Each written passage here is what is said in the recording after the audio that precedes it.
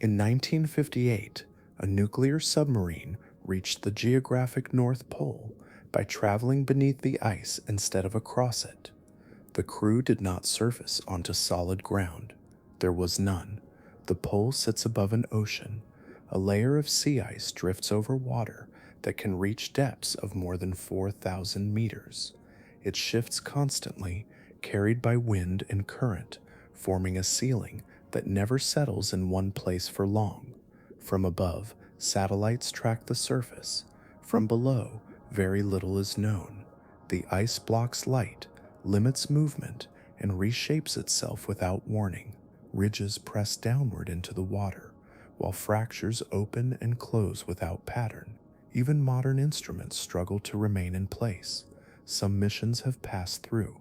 Ships cannot hold a fixed position in moving ice. Submarines navigate without direct reference to the surface. Robotic vehicles lose orientation beneath a drifting ceiling that offers no stable point of return. The challenge is not distance, it is access. During the long polar winter, darkness settles over the region for months. The ocean below continues to move, carrying heat, carbon, and currents that influence climates far beyond the Arctic. Large areas beneath the pole are still only partially mapped. In this video, we're going to move beneath the Arctic ice and explore why this part of the ocean remains one of the most difficult places on Earth to study. If this kind of slow exploration is something you enjoy, I would really appreciate it if you give this video a like and maybe subscribe.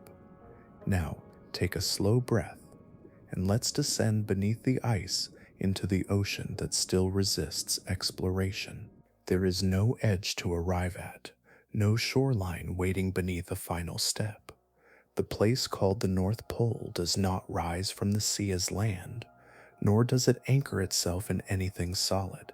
It exists as a point defined only by geometry, where lines of longitude converge and then vanish, leaving behind nothing that can be held in place. At that location, the surface is not fixed ground, but a shifting layer of frozen ocean. Sea ice forms, fractures, and reforms across the Arctic, carried slowly by wind patterns and the quiet force of currents moving beneath it. What appears still from a distance is, in truth, always in motion. The ice drifts without rest, sometimes circling, sometimes stretching outward, sometimes compressing into dense fields that press against themselves with low grinding force. Because of this movement, the exact surface expression of the pole is never the same twice. A marker placed upon the ice would not remain aligned with the geographic coordinate for long.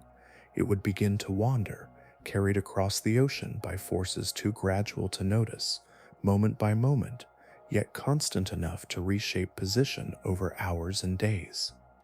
The idea of standing precisely at the pole becomes something temporary, a brief alignment between a coordinate and a drifting surface. The ice itself varies in thickness and age. Some sections are newly formed, thin and fragile, while others have survived multiple seasons, growing denser and more uneven with time. These older regions carry the marks of pressure and compression, their surfaces broken into ridges and slabs that rise and sink in irregular patterns, yet all of it remains afloat, supported by the ocean beneath, never rooted to the seafloor. Below this moving layer, the Arctic Ocean extends downward into darkness. The water beneath the pole is not shallow. It reaches depths that descend for several kilometers, forming part of a vast basin that connects to the greater global ocean.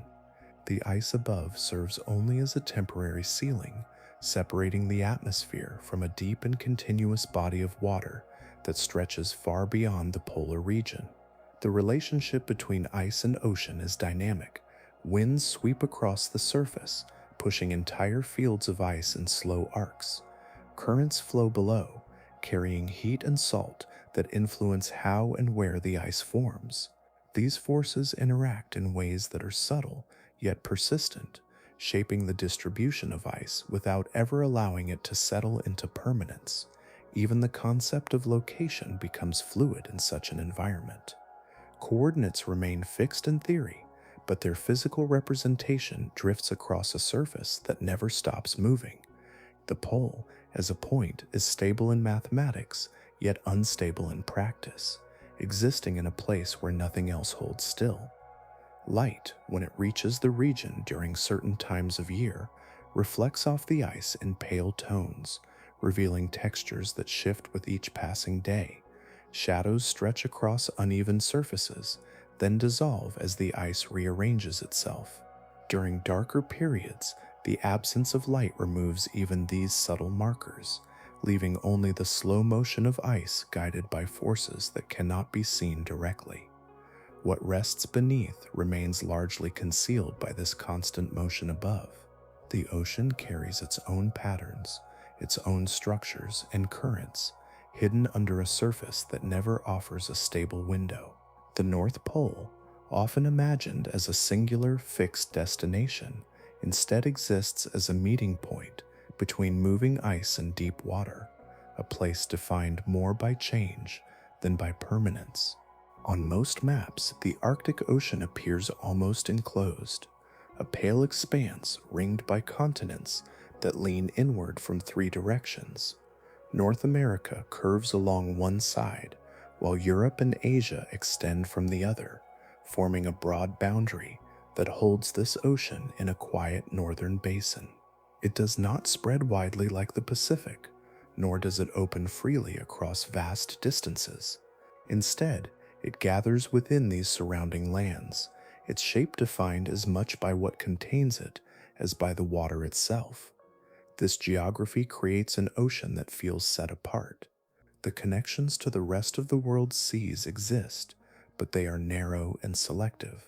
To the Atlantic, passages open through channels and marginal seas, allowing water to move in slow, layered exchanges.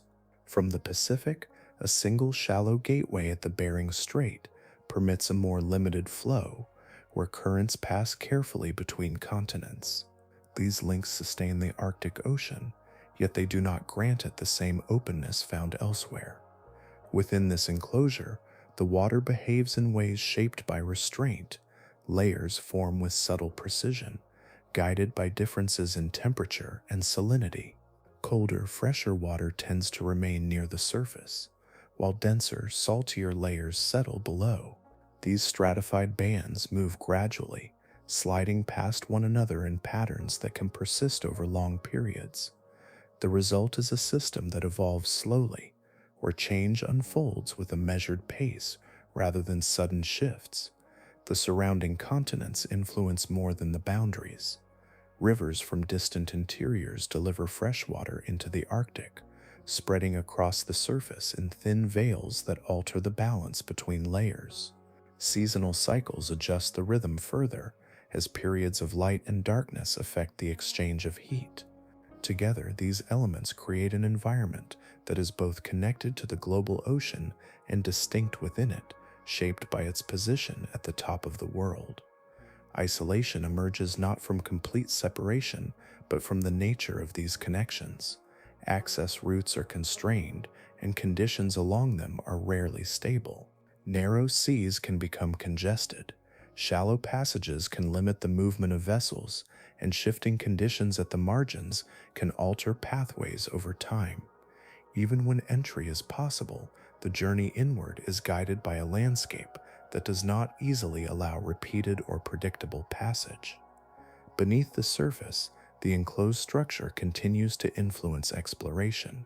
Sound travels differently through layered water, bending and refracting as it moves between densities.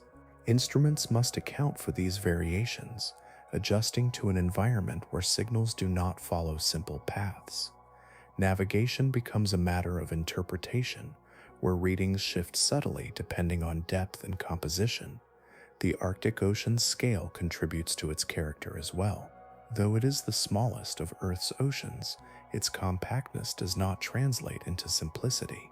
Instead, the limited space concentrates interactions, allowing processes to overlap and intertwine. Currents, freshwater input, and exchanges with neighboring seas all meet within a confined region, producing a complexity that is quiet but persistent.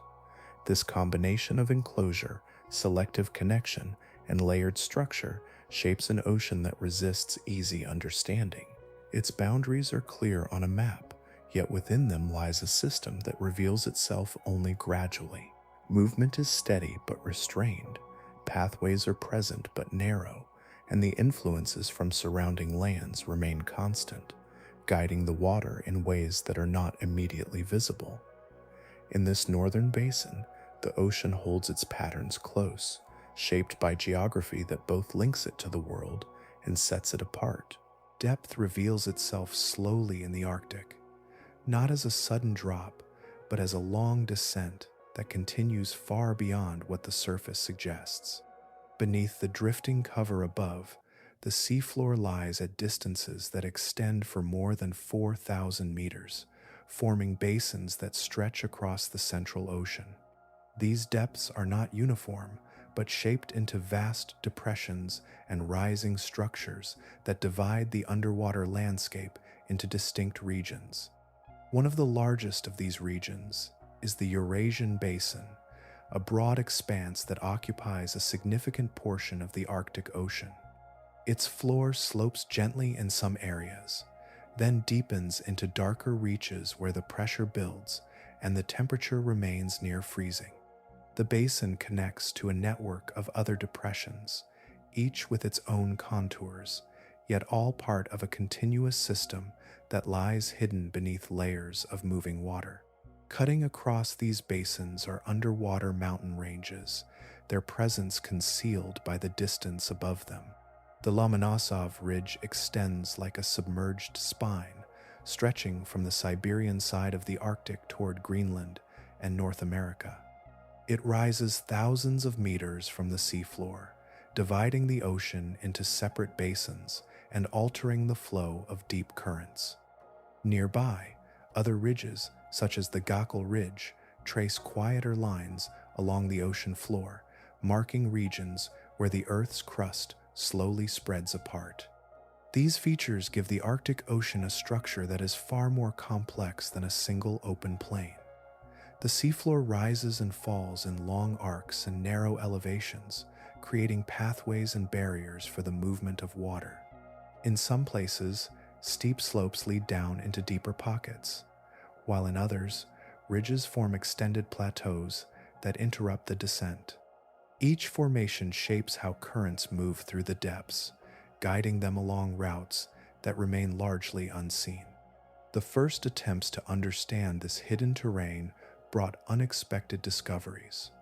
Early mapping efforts relied on echo sounding, sending pulses of sound downward and measuring the time it took for the signal to return. What came back did not match the assumption of a flat seabed. Instead, the signals revealed abrupt changes in depth, sudden rises, and long stretches where the ocean floor climbed upward before dropping again. These early measurements were often sparse, taken from limited paths across the Arctic, yet even within those narrow tracks, patterns began to emerge.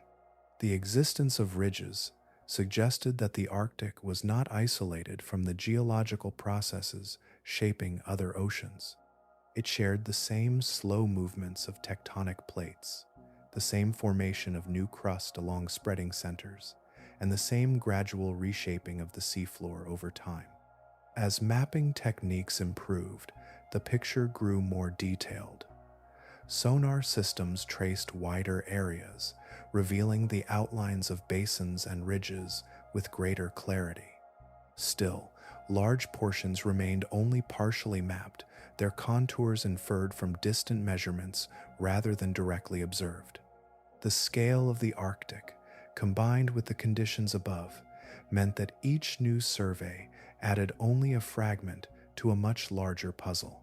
In the deeper regions, the environment remains stable in a way that contrasts with the shifting surface far above. Pressure increases steadily with depth, and the water maintains a cold, dense consistency. Movement continues, but at a pace that is slow and persistent, guided by the shape of the seafloor itself.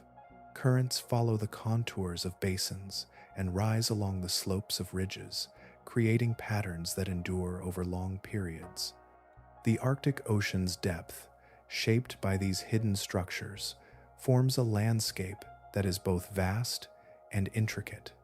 Beneath the pole, the seafloor is not a distant boundary, but a complex terrain, rising and falling in silence, carrying the imprint of processes that have been unfolding for millions of years. Each year begins again with a quiet transformation at the surface, as the open ocean releases its heat into the colder air above. The process unfolds gradually, a thin skin forming first, delicate and easily disturbed. As temperatures continue to fall, that fragile layer thickens, spreading outward in irregular patterns, merging with neighboring patches until a continuous cover takes shape. This is the beginning of seasonal ice, young and newly formed, carrying within it the memory of the water it has only just left behind. Through the long winter, this ice grows downward, adding layers as heat continues to escape into the atmosphere. Salt is pushed out during freezing, leaving behind channels of brine that thread through the structure, altering its strength and texture. The surface may appear uniform from a distance, yet within it exists a complex arrangement of crystals, pockets, and narrow passages that influence how it responds to pressure and movement. Not all ice shares the same history. Some survives the return of warmer seasons, enduring long enough to become multi-year ice. With time, it loses more of its trapped salt, becoming denser and more resilient. Its surface softens and reshapes through cycles of melting and refreezing, while its underside grows uneven, marked by slow accumulation and erosion. These older sections move alongside newer formations, creating a layered mosaic where age and thickness vary from one region to the next. As winds sweep across the Arctic and currents shift beneath, the entire cover responds as a single, fractured sheet. Movement does not occur in smooth, continuous motion. Instead, the ice breaks along lines of weakness, forming plates that slide past one another or press together with increasing force. Where these plates converge, the surface begins to rise and buckle, lifting into ridges that can extend both above and below. These pressure ridges grow as collisions continue, their mass increasing as slabs are forced upward and downward. Beneath the surface, keels of ice descend into the water, sometimes reaching depths that rival the height of structures on land. Above, the ridges form uneven walls and mounds, their shapes determined by the direction and strength of the forces that created them. They stand as records of past movement, frozen moments in an otherwise continuous flow. Between these ridges, stretches of flatter ice persist, though even these areas remain in motion. Leads can open where plates pull apart, exposing dark water that quickly begins to freeze again. These openings appear and close without lasting pattern, shifting across the surface as the ice rearranges itself. The boundary between solid and liquid becomes a transient feature, constantly redefined by the balance of forces acting upon it. Over time, the entire cover drifts across the ocean, guided by atmospheric circulation and the slow push of currents below. This drift is neither random nor entirely predictable. It follows broad patterns, looping through the Arctic in cycles that can carry ice from one side of the basin to another. Along the way, the structure of the ice changes, shaped by encounters with other fields, by variations in temperature, and by the persistent influence of motion. The result is a ceiling that never settles into stillness. It thickens, fractures, rises, and shifts, carrying within it layers of different ages and histories. What forms in one season may be altered or displaced in the next, becoming part of a larger, evolving system that spans the entire ocean. Above, the surface reflects subtle variations in texture and elevation. Below, unseen contours mirror those changes, extending downward into the water in forms that continue to move. The ice remains in a constant state of transformation, a structure defined not by permanence, but by the ongoing interplay of freezing, pressure, and drift. Illumination arrives here as a faint wash, softened before it ever reaches the water below. It spreads through the upper layers in quiet gradients, shaped by the frozen boundary above, until only a muted blue remains. This light does not fall in straight lines. It bends, scatters, and dissolves into a dim glow that reveals form without sharpness, as though the entire scene exists slightly out of reach. From below, the underside of the ice reveals itself as a landscape turned upside down. Its surface is uneven, marked by shallow troughs, smooth plains, and sudden protrusions that extend downward into the water. These formations are not static.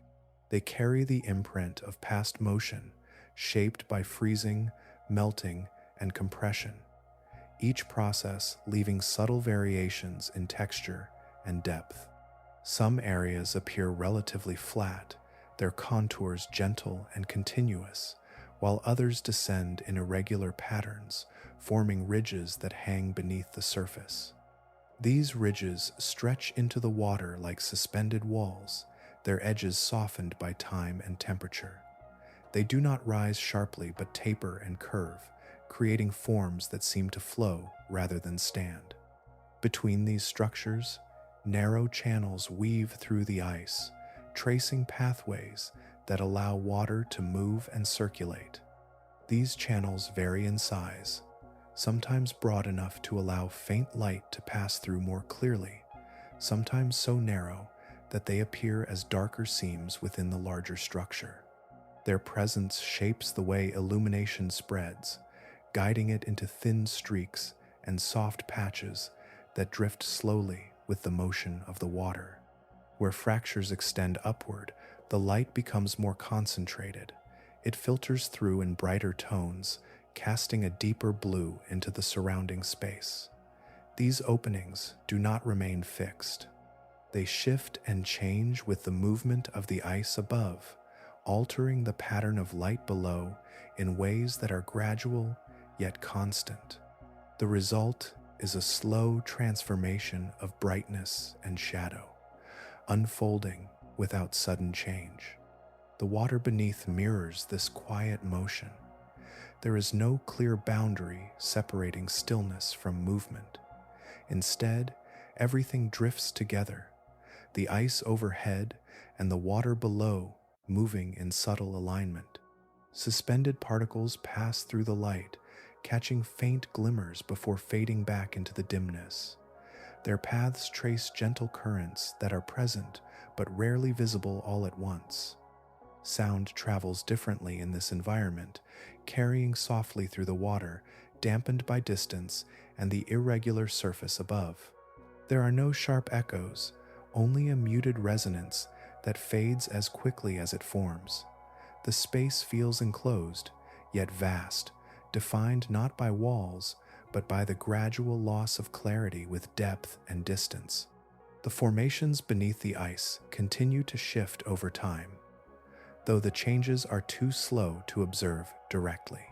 Edges soften, contours adjust, and new features emerge as the balance between freezing and melting evolves. Each part of the underside carries a record of these changes, a quiet history written in shape rather than in words. Together, these elements create a landscape that drifts without pause.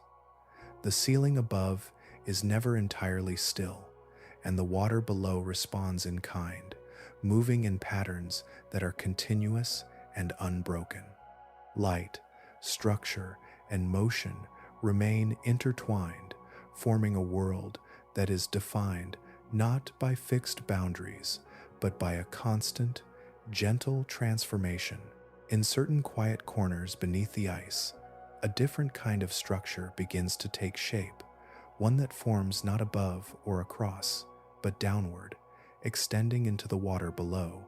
It begins with the slow release of dense, salt-rich liquid from within the ice itself. As seawater freezes, most of its salt is pushed out, gathering in concentrated pockets that remain trapped until pathways open. When these pathways connect to the ocean below, the concentrated brine begins to descend. It is colder and heavier than the surrounding seawater, and as it flows downward, it carries with it a temperature low enough to affect everything it touches. The descent is not rapid. It unfolds in a steady stream, guided by gravity and density, moving in a narrow column that extends away from the ice. As this brine meets the surrounding water, a transformation begins. The temperature difference causes the seawater along the edges of the descending flow to freeze. A thin sheath of ice forms around the stream, enclosing it as it continues its descent. Over time, this sheath thickens, creating a hollow tube that grows downward, following the path of the brine as it sinks. These structures are known as brinicles, though they are rarely seen directly. They resemble elongated icicles, but instead of hanging in air, they extend through water, forming vertical channels that can reach toward the seafloor. Their surfaces are smooth in some sections, uneven in others, shaped by the variations in flow and the surrounding conditions. Each one develops along a slightly different path, depending on the balance between temperature, salinity, and movement in the water. The growth of a brinicle is continuous as long as the flow of brine persists. The outer layer thickens gradually, while the interior remains filled with the descending liquid. This creates a delicate balance where the structure depends entirely on the steady movement within it. If the flow slows or stops, the formation may weaken or collapse, leaving behind fragments that dissolve back into the surrounding water. As the brinicle extends downward, it interacts with whatever lies in its path. The surrounding seawater, when exposed to the intense cold of the descending brine, can freeze rapidly along the contact zone. Small organisms, sediments, and particles suspended in the water may become encased in this process, briefly fixed in place before conditions shift again. The term often used to describe these formations carries a sense of severity, referring to them as underwater ice fingers of death. The phrase reflects the effect of the brine on the immediate environment, where rapid freezing can occur along the path of the descending flow. Yet the process itself remains governed by the same physical principles that shape all ice in this region, a result of temperature gradients and the movement of salt through water. These structures do not form everywhere beneath the ice. They require specific conditions, where brine is able to concentrate, escape, and descend without disruption. Even when those conditions are met, their presence is temporary. They grow, extend, and eventually fade, leaving little trace of their existence once the flow ceases. Within the larger system, brinicles represent a localized interaction between ice and ocean, a moment where the processes of freezing and sinking converge. Their formation adds another layer of complexity to an environment already shaped by subtle forces, creating structures that exist briefly, then return to the fluid state from which they emerged. In the dim, filtered light beneath the ice, these descending forms pass quietly through the water, their presence marked not by sound or motion, but by the gradual shaping of ice along their path. Within the solid appearance of the ice, there exists a network of narrow spaces that never fully freeze. These microscopic channels form as salt is excluded during the freezing process, leaving behind concentrated brine that threads through the ice in thin, interconnected pathways. Though invisible from a distance, these channels create a hidden interior where liquid persists, even as the surrounding structure remains rigid. Inside these confined spaces, life takes hold. Microorganisms occupy the brine channels, adapted to conditions that combine extreme cold, limited nutrients, and fluctuating salinity. Bacteria and single-celled algae settle along the inner surfaces, forming communities that remain active at temperatures that would halt most biological processes elsewhere. Their presence is subtle, yet widespread, extending across large sections of the ice where the internal structure allows. These organisms rely on the small amounts of light that filter through from above. Even in the dim environment beneath the surface, enough illumination reaches the upper layers of the ice to support photosynthesis. Ice algae, in particular, gather along the lower portions of the ice where light and nutrients intersect. They form thin layers, sometimes barely visible, yet collectively significant in their role within the Arctic ecosystem. The conditions within the brine channels shift over time. As temperatures rise and fall, the volume of liquid within these pathways changes, expanding during warmer periods and contracting when the cold intensifies. Salinity levels fluctuate as well, concentrating further when freezing continues, then diluting slightly during partial melting. The organisms living within these channels adjust to these variations, maintaining activity across a range of conditions that would seem unstable from the outside. To survive, these microorganisms employ strategies that protect their internal structures from freezing. Some produce compounds that act as natural antifreeze, preventing ice crystals from forming within their cells. Others regulate the composition of their internal fluids, balancing the concentration of salts and other molecules to remain functional in highly saline environments. These adaptations allow them to persist within the narrow margins where liquid water continues to exist. The presence of ice algae extends beyond the immediate environment of the channels. As they grow, they contribute organic material that becomes available to other forms of life. When fragments detach or conditions shift, this material enters the surrounding water, forming a source of nourishment for small organisms that inhabit the region beneath the ice. In this way, the activity within the ice connects to the broader system below, linking microscopic processes to larger ecological patterns. The structure of the ice itself influences where these communities develop. Areas with more extensive channel networks support greater concentrations of life, while denser regions with fewer pathways remain relatively sparse. The distribution is uneven, shaped by the history of freezing and the ongoing changes in temperature and salinity. Each section of ice carries its own internal landscape, with variations that determine how and where life can persist. Despite the constraints, the environment within the ice remains active. Chemical exchanges occur along the surfaces of the channels, nutrients move through the liquid spaces, and microorganisms continue their cycles of growth and reproduction. The scale is small, yet the collective effect is significant, sustaining processes that contribute to the Arctic's broader biological system. Within this frozen structure, life does not appear as it would in open water. It exists in confined spaces, adapted to narrow conditions, sustained by limited resources. The ice, often seen as a barrier, also becomes a habitat, holding within it a network of living systems that persist quietly, shaped by the same forces that formed the ice itself. Time in the Arctic does not move in familiar cycles of day and night, but in long stretches where light either lingers or withdraws almost entirely.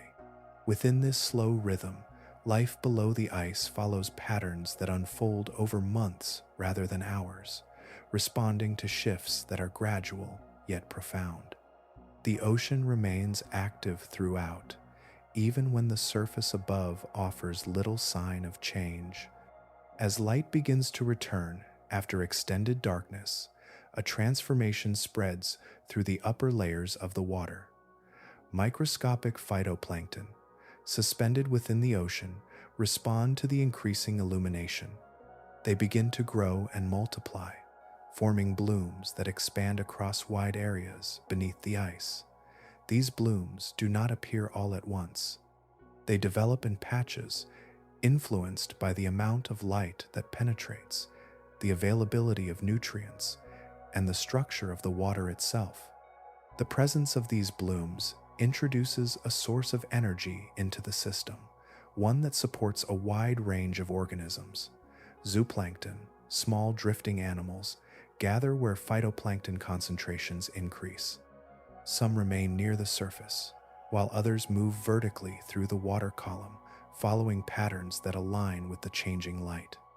Their movements are not abrupt, but measured, rising and sinking over time as conditions shift. This vertical migration forms a continuous exchange between different layers of the ocean. During periods of greater illumination, zooplankton may remain closer to the upper regions, where food is more abundant. As light diminishes, they descend into deeper water, carrying with them the energy they have absorbed. This movement connects the upper and lower layers, transferring nutrients and supporting organisms that reside beyond the reach of light. In extended periods of darkness, the system does not become inactive. Instead, it adjusts. Many organisms reduce their metabolic activity, conserving energy while continuing to function at a slower pace. Others rely on stored resources accumulated during times of abundance, drawing upon them gradually. Some species maintain a level of activity that allows them to continue feeding on whatever remains available, adapting their behavior to conditions that offer little external input. The structure of the ice above influences how these processes unfold. Variations in thickness and composition affect the amount of light that reaches the water, creating uneven patterns of illumination. In some areas, more light filters through, supporting earlier or more intense blooms. In others, the dimness persists longer, delaying the onset of growth. These differences create a mosaic of activity beneath the ice, where timing and intensity vary across relatively short distances. Currents within the Arctic Ocean also play a role, transporting organisms and nutrients from one region to another. This movement links separate areas, allowing life to persist even where local conditions may be less favorable. The flow is steady and often subtle, yet it contributes to the distribution of energy throughout the system, ensuring that no single region exists in complete isolation. Over time, the products of these biological processes descend through the water as fine particles, sometimes referred to as marine snow. This material carries organic matter downward, providing a source of nourishment for organisms living at greater depths. The connection between surface activity and deeper layers remains continuous, even when the source of energy is no longer directly visible. Within this environment, life persists through adaptation rather than constant abundance. It follows cycles that align with the unique conditions of the Arctic, responding to light, temperature, and movement in ways that allow it to endure. The food web remains active, shaped by timing and connection, extending from the smallest organisms near the surface to those that inhabit the deeper reaches below. Far below the shifting boundary above, the water settles into a realm where change becomes almost imperceptible. Pressure builds steadily with depth, and temperature holds close to freezing, creating conditions that remain constant over long stretches of time. In this quiet environment, life persists in forms shaped by constraint rather than abundance, adapting to a world where energy arrives slowly and unpredictably. Deep sea fish move through these layers with measured efficiency. Their bodies are often soft, reducing the energy required to maintain structure under immense pressure. Some possess elongated forms, allowing them to glide with minimal resistance, while others remain compact, conserving energy through stillness. Many lack the pigmentation seen in shallower waters, their coloration subdued or absent, reflecting an environment where light no longer defines appearance. Vision becomes less central in these depths. Some species have reduced or highly sensitive eyes, capable of detecting faint traces of light that may filter down from above.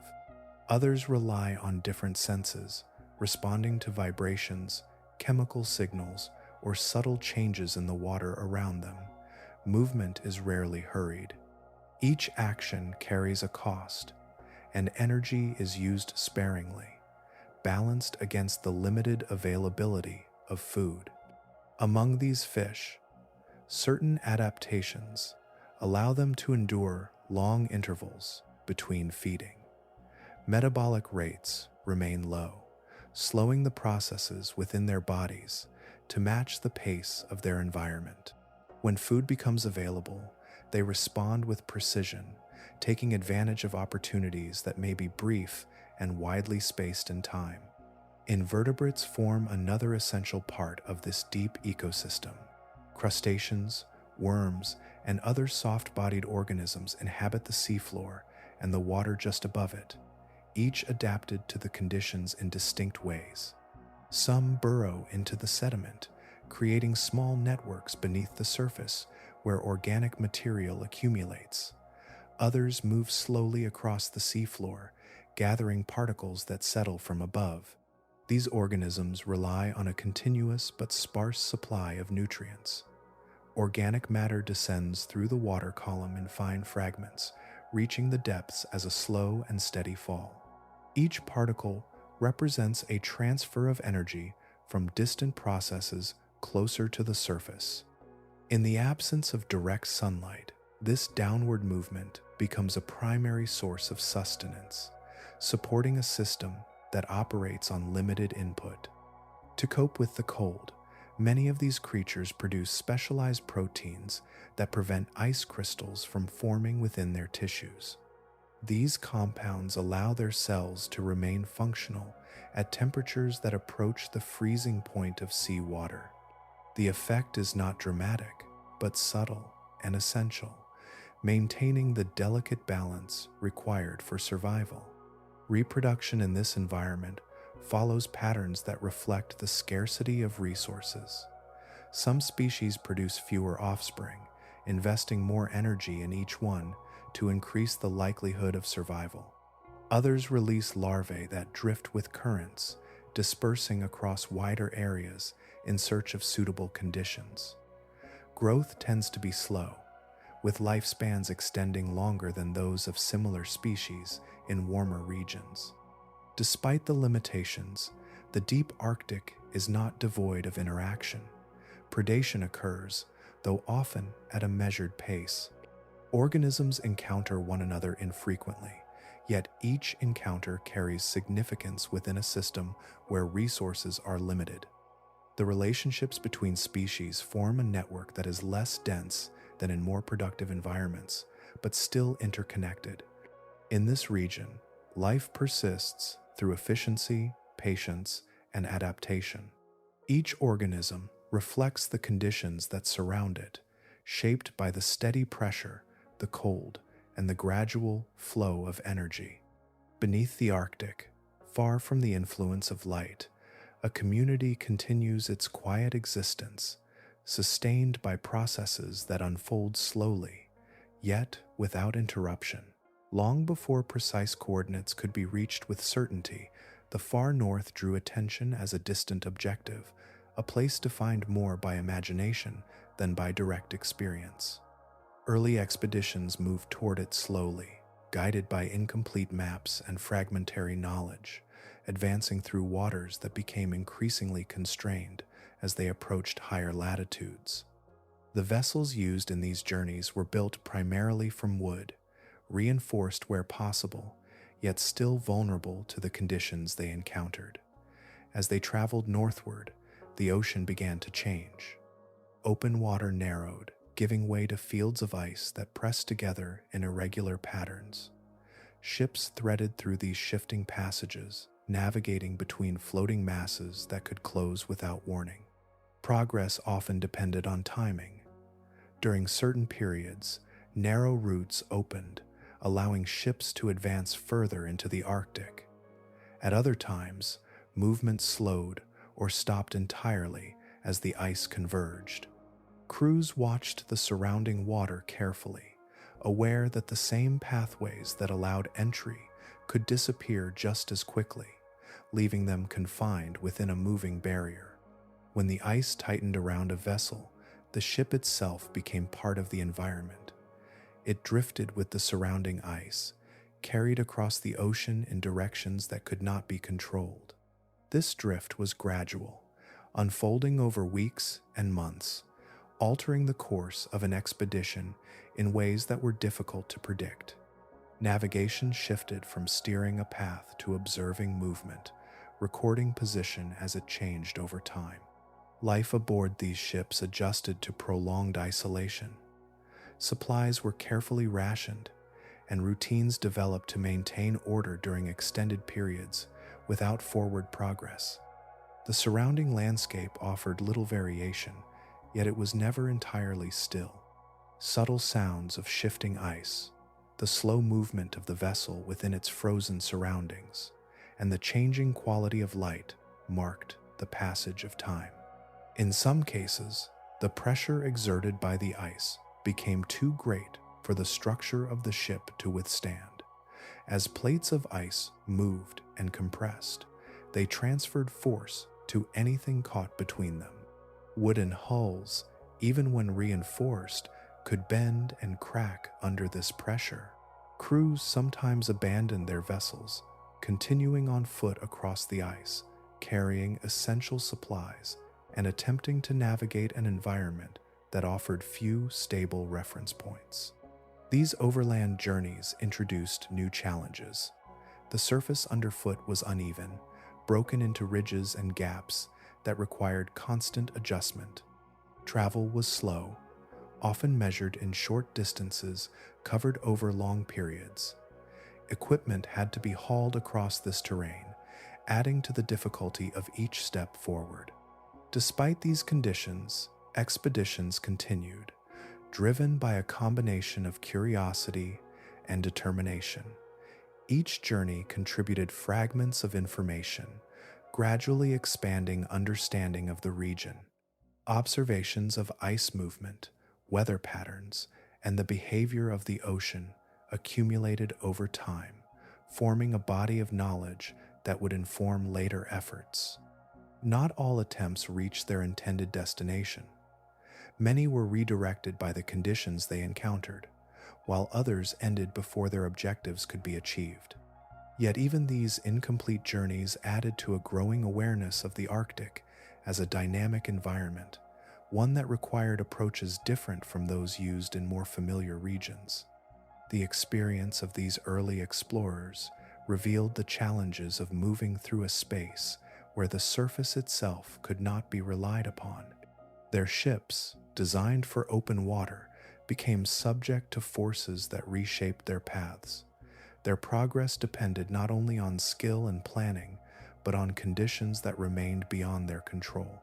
Through these expeditions, the idea of reaching the pole began to shift.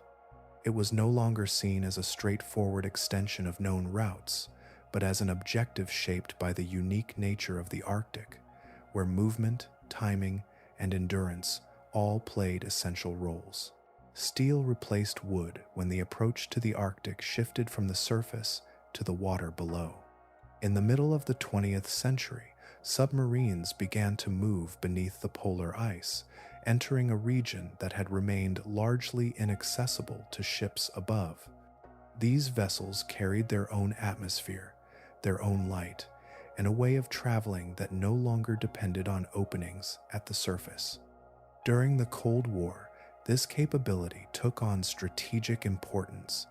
Submarines from different nations were sent into the Arctic, not only to test navigation in a confined environment, but also to understand a region that could serve as a hidden pathway between distant parts of the world. Beneath the ice, movement could occur without direct observation, guided by instruments rather than by visual reference. Navigation in this environment required a different approach. Without access to the surface for orientation, submarines relied on inertial systems that tracked position through motion, calculating changes over time. Sonar provided information about the surroundings, sending sound outward and receiving echoes that revealed the contours of the space above and around the vessel. The underside of the ice became a ceiling that could be mapped indirectly, its shape inferred through returning signals. The path was rarely uniform. The ice above formed irregular structures that extended downward, creating variations in depth that had to be accounted for continuously. Submarines moved carefully, maintaining a distance that allowed safe passage while still remaining beneath the cover. The environment demanded precision, as changes in the overhead structure could appear gradually or without clear pattern. Crews described the experience as one of constant awareness. The usual reference points of navigation were absent, replaced by instrument readings and the interpretation of sound. The ocean itself remained vast, but the presence of the ice above introduced a sense of enclosure, defining a boundary that could not be crossed without specific conditions. In some areas, thinner sections of ice allowed faint light to filter through, creating subtle variations in brightness within the water. These moments were brief and uneven, appearing as diffused patches rather than distinct sources. More often, the environment remained dim, illuminated primarily by the vessel's own lights, which revealed only a limited portion of the surrounding space. The underside of the ice, as detected through sonar and occasionally observed directly, showed a complexity that differed from expectations. Rather than a flat boundary, it appeared as a varied surface with contours that rose and fell. Some sections extended downward more than others, forming features that required careful navigation. The shape of this ceiling reflected the processes that had formed it, carrying the marks of movement and change. Submarines were able to travel beneath the geographic North Pole itself, passing through a region that had previously been approached only from above. This movement demonstrated that the ocean extended continuously beneath the ice, confirming what had been understood in theory but rarely experienced directly. The passage beneath the pole became a milestone, marking a shift in how the Arctic could be explored. Despite this access, the environment remained challenging. Communication with the outside world was limited, and the ability to surface was restricted by the conditions above. Crews had to rely on careful planning, selecting routes where the structure of the ice might allow ascent if needed.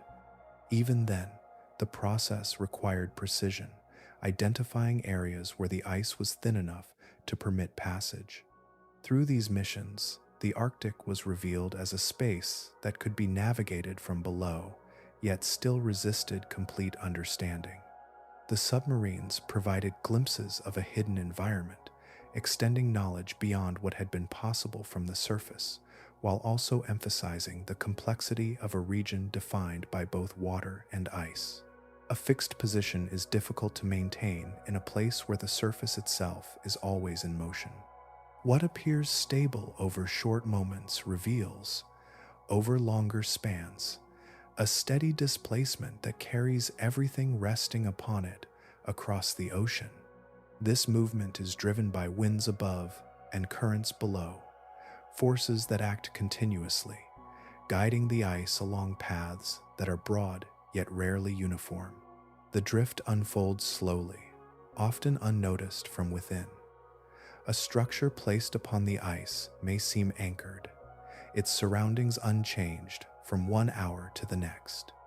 Yet over days and weeks, its position shifts, carried across distances that accumulate quietly. The movement does not follow a straight line.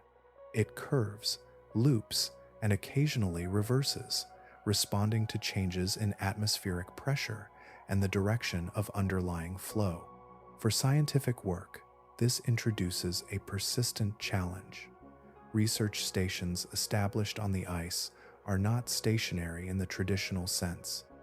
Once deployed, they become part of the drifting system, traveling with the surface on which they stand. Some of these stations have traced long arcs across the Arctic, moving thousands of kilometers over the course of months, their paths recorded as gradual trajectories rather than deliberate routes. Living and working within such stations requires adaptation to a moving reference frame. Instruments are installed with the understanding that their location will change, and measurements are interpreted in relation to a shifting position. The concept of returning to a precise point becomes less meaningful, replaced by the need to track movement and account for it in every observation. The ice itself does not move as a single, continuous sheet. It breaks into segments that interact with one another, sliding, rotating, and pressing together. These interactions create localized variations in motion, where one section may drift at a different speed or direction than another. Structures placed across these boundaries can experience uneven forces, leading to strain that must be managed carefully. Instruments deployed beneath the ice encounter additional difficulties. Tethered devices, designed to remain in place relative to the surface, can be affected by changes above. As the ice shifts, the points of attachment move, altering tension and orientation. Over time, these changes can lead to disconnection or loss, especially when combined with the natural wear imposed by cold and pressure. Free-floating instruments face a different set of challenges. Without a fixed anchor, they move with the water and the ice, their paths shaped by the same forces that govern the larger system. While this movement can provide valuable information about currents and drift patterns, it also makes recovery uncertain. Devices may travel far from their original deployment sites, sometimes beyond the range of retrieval. Even measurements taken at the surface must account for continuous motion. Position data becomes an essential part of every observation, allowing scientists to understand not only what is being measured, but where it is occurring at any given time. The drifting environment transforms each data set into a record of both conditions and movement, intertwined in a way that cannot be separated. The accumulation of these factors creates a setting where stability is temporary. Structures endure only as long as the ice beneath them remains intact, and even then, their position is always changing. Equipment must be designed to withstand movement, and methods must adapt to a landscape that does not remain fixed long enough to allow repeated measurements in the same place. Across the Arctic, this steady drift shapes the way exploration is conducted. It carries stations across vast distances, redistributes instruments, and alters the context of every observation. The surface becomes a platform that is never truly stationary, guiding everything upon it through a continuous, quiet journey. Routes that appear open on charts often dissolve into resistance as vessels move northward, where the surface ceases to behave like water in the familiar sense. The ocean becomes layered with material that is neither fully solid nor reliably navigable, forming a barrier that shifts and compresses under forces that cannot be predicted with precision. Ships entering these regions encounter conditions that alter the very idea of passage. Conventional vessels are designed to move through liquid water, where resistance comes primarily from waves and current. In the central Arctic, this expectation changes. Thick ice obstructs forward motion, forcing hulls against surfaces that do not yield easily. Even at moderate thickness, the ice resists displacement, absorbing and redirecting the force of the ship rather than allowing it to pass through. Progress slows, then halts, as the vessel meets a boundary that cannot be pushed aside. The structure of the ice adds to this difficulty. It is not a uniform sheet that can be navigated with consistent effort. Instead, it consists of segments of varying thickness, interlocked in patterns shaped by previous movement. Some sections are relatively thin, while others have accumulated layers over multiple seasons, becoming dense and rigid. A ship may pass through one area with relative ease, only to encounter an adjacent region where movement becomes impossible. Icebreakers are built to operate in these conditions, their hulls reinforced and shaped to interact with the ice in a specific way. Rather than pushing directly through, they ride up onto the surface and use their weight to fracture it. This method allows them to create channels, opening temporary pathways through otherwise impassable areas. The process is deliberate and controlled, requiring careful adjustment to the thickness and structure of the ice. Even these specialized vessels face limits. When the ice becomes too thick or heavily compacted, the ability to break it diminishes. Pressure from surrounding ice can close the channels as quickly as they are formed, reducing the effectiveness of each advance. The ship must then adjust its approach, seeking areas where the ice is less resistant or where natural openings provide an opportunity to continue. These opportunities are often brief. Seasonal changes influence the extent and distribution of the ice, creating periods when access becomes slightly more feasible. During warmer months, some regions experience partial melting, leading to thinner coverage or the formation of open leads. Ships may use these intervals to move further into the Arctic, following routes that are not available at other times of the year. The timing of such movement is critical. A narrow window may open, allowing passage for a limited duration before conditions shift again. If a vessel enters too late, the pathways may close behind it, leaving the ship confined within an environment that restricts further progress. Planning must account for these changes, balancing the need to advance with the risk of becoming trapped. Distance also plays a role. The central Arctic lies far from established ports and support infrastructure. Any journey into this region requires careful preparation, as assistance is not readily available. Supplies, fuel, and equipment must be carried in sufficient quantities to sustain the voyage, adding to the complexity of each expedition. Communication and navigation present additional challenges. The environment can interfere with signals, and the lack of fixed reference points complicates positioning. Ships rely on a combination of satellite data and onboard systems, adjusting continuously as conditions evolve. Together, these factors create an environment where reaching the central Arctic remains a demanding task. The presence of thick, shifting ice, the limits of even the most capable vessels, and the narrow periods of accessibility combine to shape a region that resists regular passage, allowing entry only under specific and often temporary conditions. Pressure does not announce itself here with sudden force, but gathers quietly, building as separate masses of ice move toward one another across the surface.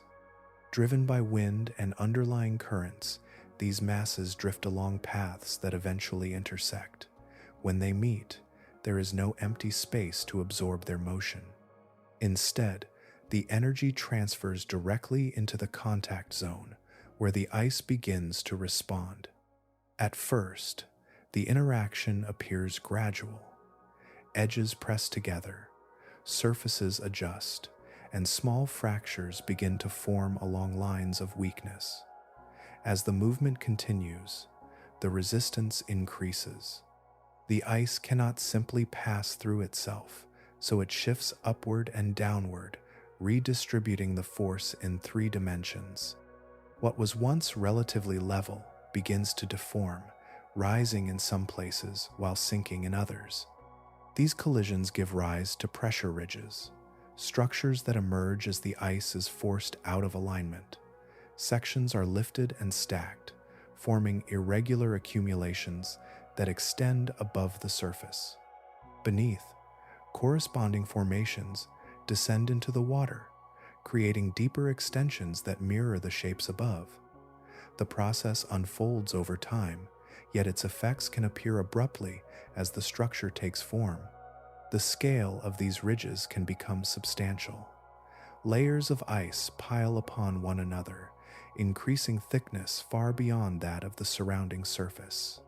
The arrangement is uneven, composed of fractured pieces that have been compressed together.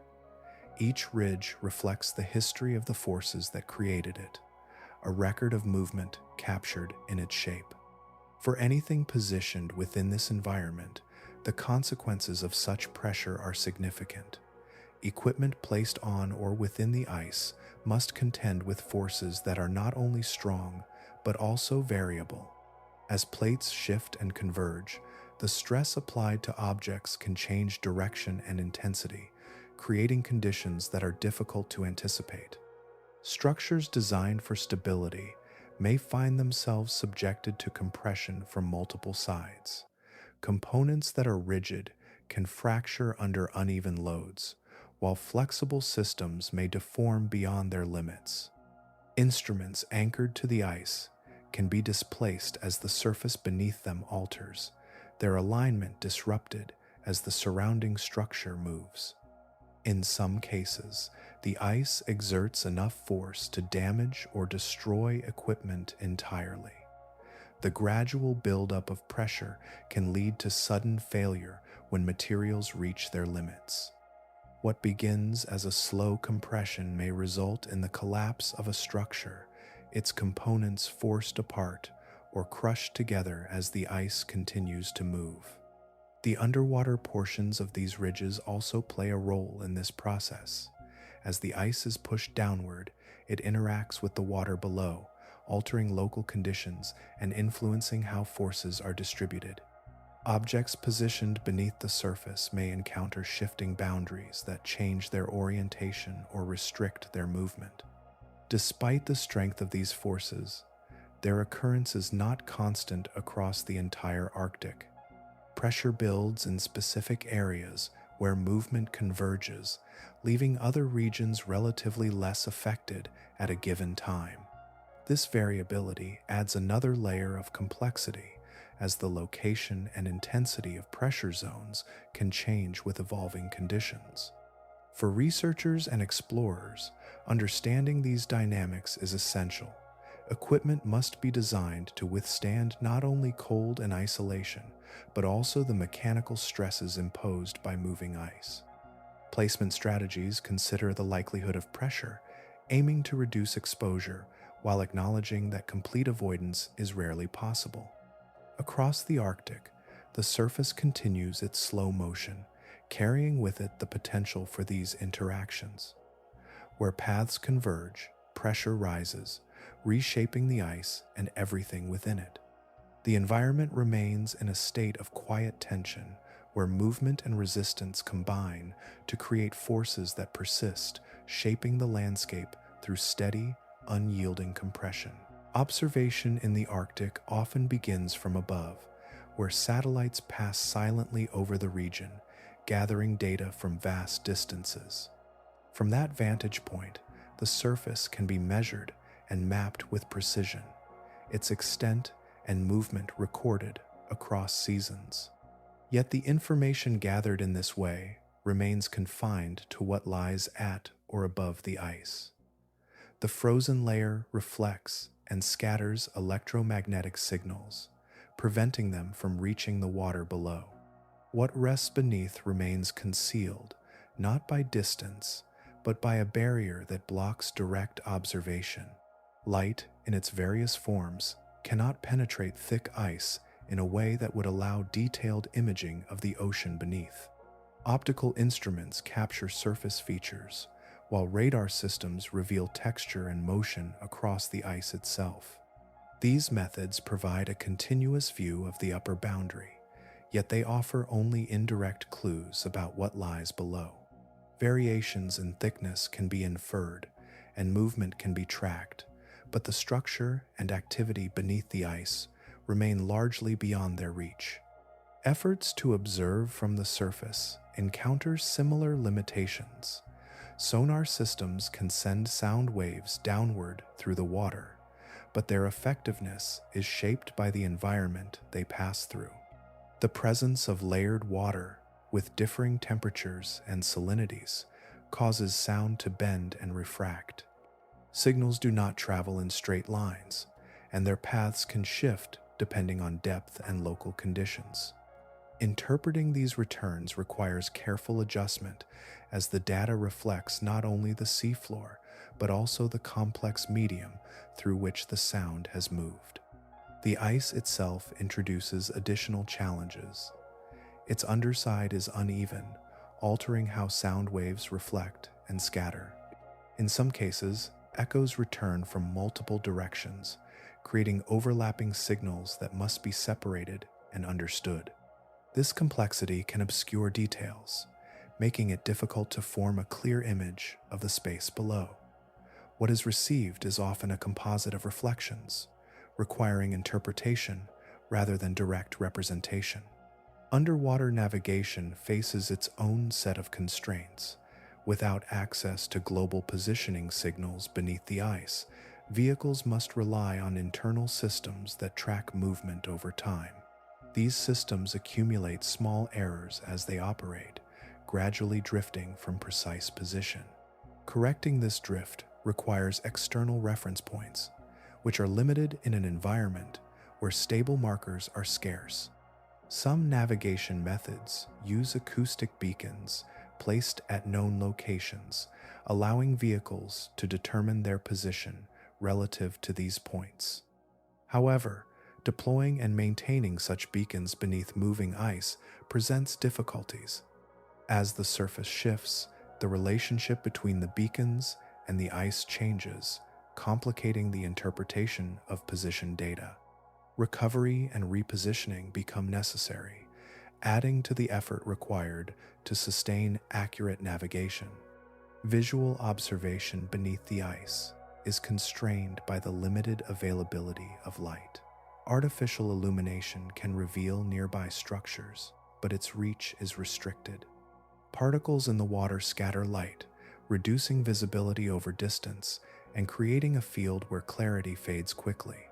Cameras capture detailed images within a narrow range, yet beyond that, the environment returns to dimness. Autonomous and remotely operated vehicles must combine these methods, using sonar, inertial tracking, and limited visual input to understand their surroundings.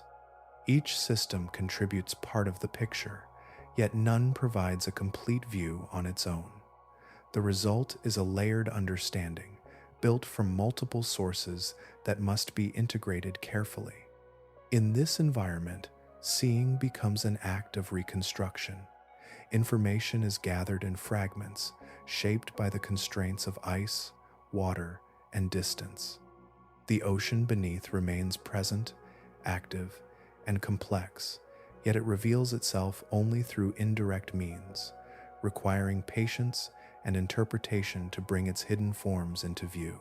Machines began to take on the role of presence in places where continuous human access remains limited. Beneath the Arctic ice, this presence is carried by vehicles designed to move through water with minimal guidance from the surface, extending observation into regions that would otherwise remain unreachable. These systems operate quietly, guided by programming, sensors, and a steady exchange of data that links them to distant operators or allows them to function on their own. Autonomous underwater vehicles travel without direct control, following pre-planned routes that are set before deployment. Once released, they descend into the water and begin their course, adjusting position through internal navigation systems that track motion and orientation.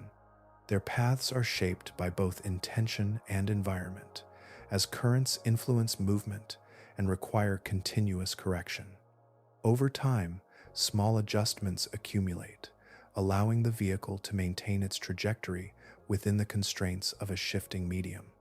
These vehicles carry instruments that gather information as they move. Sonar systems map the surroundings, sending pulses outward and recording the echoes that return. Chemical sensors measure properties of the water, detecting variations in temperature, salinity, and dissolved substances. Cameras provide visual records within the limited range of available light, capturing details of nearby structures. Each measurement contributes a fragment to a larger understanding, collected gradually as the vehicle progresses. Remotely operated submersibles function differently, maintaining a direct connection to the surface through cables that transmit power and data. Operators guide their movement in real time, adjusting direction and speed as new information becomes available. This connection allows for immediate response, enabling detailed examination of specific features when they are encountered. The tether, however, introduces its own constraints, limiting range and requiring careful management to avoid entanglement or excessive strain. Both types of vehicles must navigate an environment without stable reference points. Position is determined through a combination of internal calculations and external signals, each with its own limitations. Inertial systems estimate location based on movement, while acoustic communication provides additional context through signals exchanged with other instruments.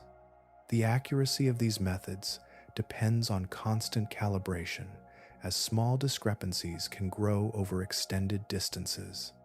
Movement beneath the ice requires awareness of the boundary above. Vehicles maintain a controlled depth, avoiding contact with structures that extend downward. Sonar assists in identifying these features, allowing the vehicle to adjust its path as needed. The space available for movement can vary, sometimes opening into broader areas, sometimes narrowing where formations reach further into the water. Energy management remains a central consideration.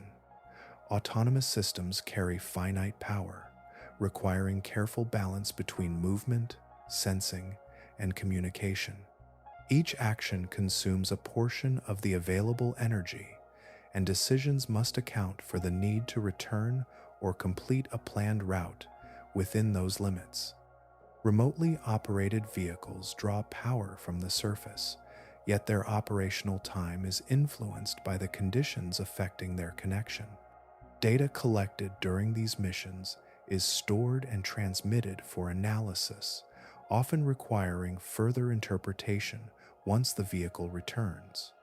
The information represents a sequence of observations taken along a path, rather than a continuous view of the entire environment. Multiple missions are needed to build a broader picture, each adding detail to areas that have been partially explored. Through these systems, the Arctic beneath the ice becomes accessible in a way that was not previously possible. The vehicles move through the water with precision and patience, gathering information piece by piece. Their presence extends the reach of observation, allowing the hidden layers of the ocean to be studied without direct human entry into the space they explore. Far below the drifting layers and slow currents, the Arctic seafloor stretches in silence, shaped by processes that unfold over spans far longer than any movement above. It does not present a single continuous plane, but a varied landscape of elevations and depressions, each formed through the gradual motion of the Earth's crust. These structures remain hidden beneath kilometers of water, yet they define the pathways and boundaries of the ocean itself. The seabed is divided into distinct regions by ridges that rise from the depths, separating one basin from another. These ridges are not abrupt walls, but long, elevated formations that extend across vast distances. They guide the movement of water, influencing how deeper currents circulate through the Arctic. In doing so, they shape patterns that remain stable over long periods, even as the surface continues to shift. Among these formations, the Gockel Ridge traces a path across the ocean floor, marking a zone where tectonic plates slowly move apart. Here, new crust forms gradually, emerging from beneath and spreading outward over time. The process is steady and measured, creating a structure that reflects the ongoing evolution of the planet's surface. Though the movement is imperceptible in the moment, its effects accumulate, altering the shape of the seafloor over millions of years. Elsewhere, the Lomonosov Ridge rises as a broad, continuous elevation, dividing the Arctic into separate basins. Its presence interrupts the otherwise deep expanses, creating a boundary that influences both geology and ocean circulation. Sediments accumulate differently along its slopes, and the flow of water adjusts as it encounters this submerged structure, redirecting movement in ways that extend far beyond the ridge itself. Between these ridges lie the basins, deep regions where the seafloor descends into darker, more uniform expanses. These areas collect sediments that settle slowly from above, forming layers that record changes in the environment over time. Each layer captures a moment in the Arctic's history, preserving information about past conditions, currents, and biological activity. Mapping this terrain has required methods that can reach through the overlying water and ice. Sonar systems have played a central role, sending sound waves downward and interpreting the echoes that return. Early measurements provided only narrow glimpses, tracing lines across the ocean floor that hinted at larger structures.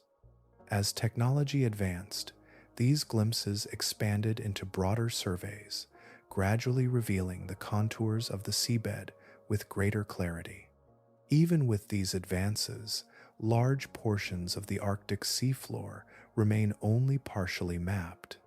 The conditions above limit where and how measurements can be taken, leaving gaps in coverage that are filled through inference rather than direct observation. Each new survey adds detail, refining the understanding of regions that were once represented only by rough outlines. The discoveries made through these efforts have reshaped the perception of the Arctic as a simple, enclosed ocean. Instead, it is recognized as a complex geological system connected to the broader processes that shape the global ocean floor. The presence of spreading ridges, elevated plateaus, and deep basins aligns it with patterns found in other parts of the world, while still retaining characteristics unique to its location. Sediment cores extracted from the seafloor provide further insight into this hidden landscape. These samples reveal layers that extend back through time, offering evidence of changes in climate and ocean conditions. The composition of each layer reflects the environment at the time of its formation, creating a record that can be read to understand the past. Beneath the Arctic, the seafloor remains a foundation that supports the ocean above, its structures guiding movement and preserving history. Though distant and rarely seen directly, it shapes the region in quiet, persistent ways, forming a landscape that continues to evolve beneath the shifting layers overhead. In places where the seafloor opens along long, submerged fractures, heat from deep within the earth finds a path upward. Here, seawater seeps into the crust, travels downward through porous rock, and returns altered, warmed, and enriched with dissolved minerals. When it emerges again, it does so in narrow plumes that rise from the seabed, forming hydrothermal vents that release energy into the surrounding ocean. These systems were once thought to be absent from the Arctic, their presence hidden beneath layers of water and ice that limited direct exploration. As mapping improved and deeper surveys reached the ridges below, evidence began to appear.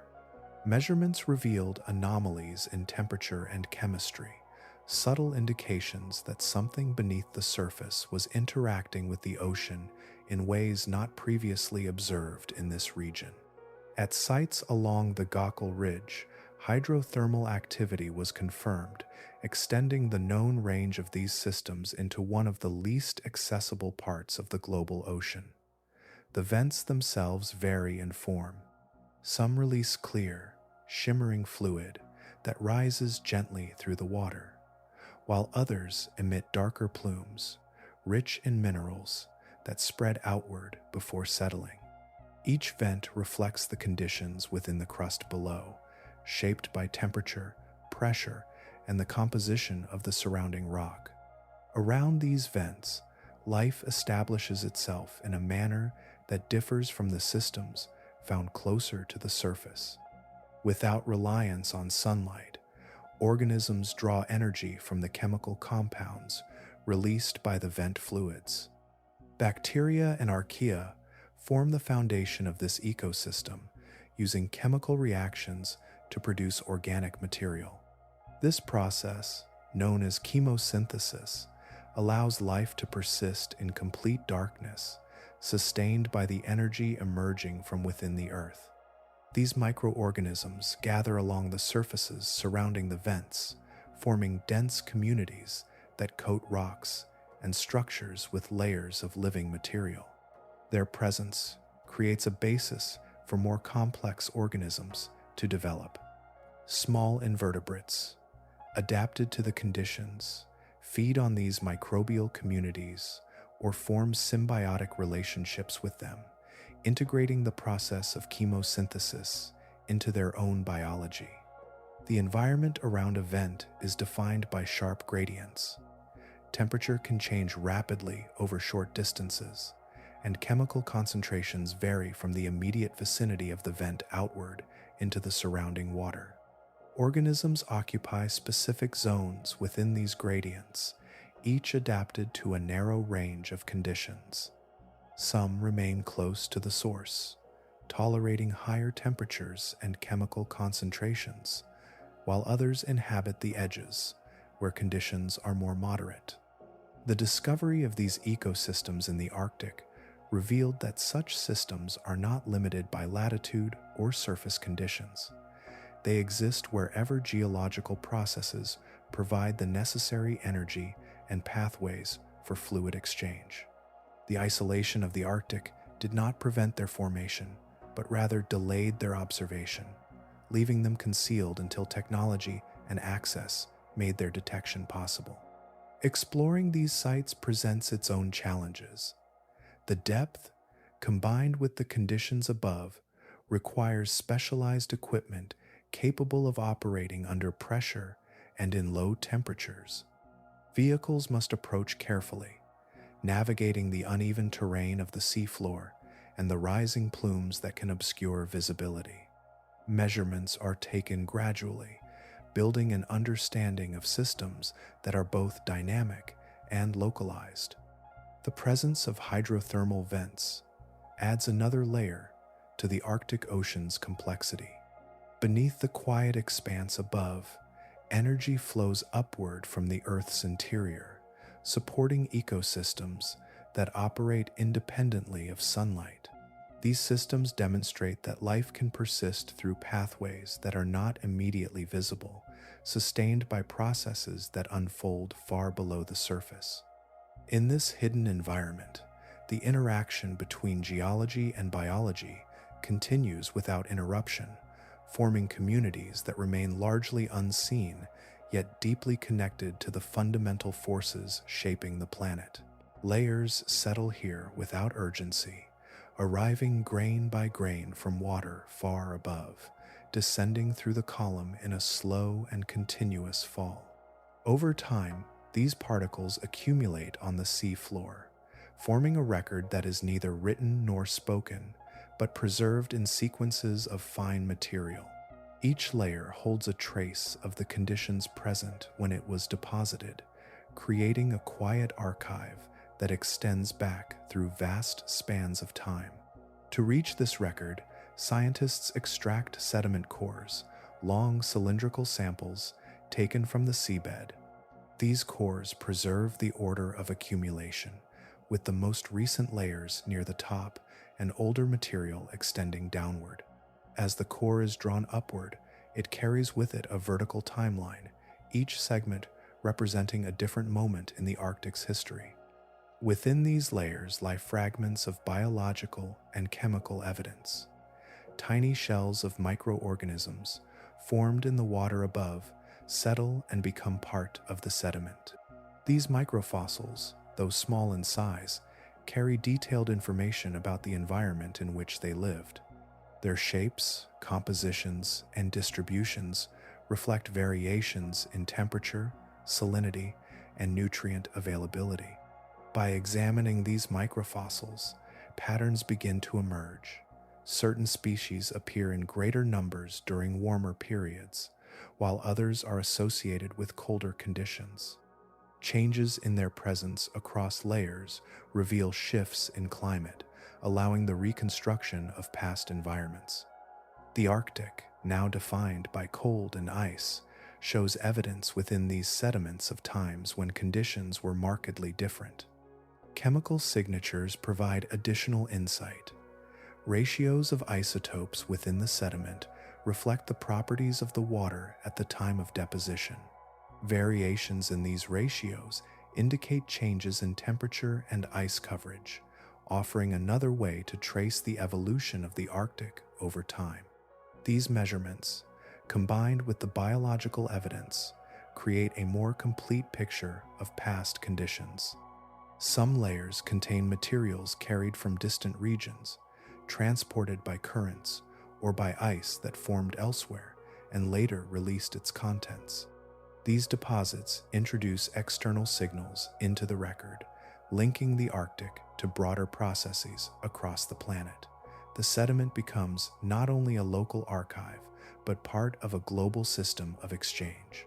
As cores are analyzed, periods of relative warmth become visible within the sequence.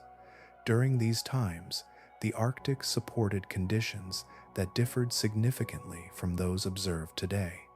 Ice coverage was reduced, and biological activity shifted accordingly. The evidence does not present these changes as abrupt events, but as gradual transitions that unfolded over extended intervals.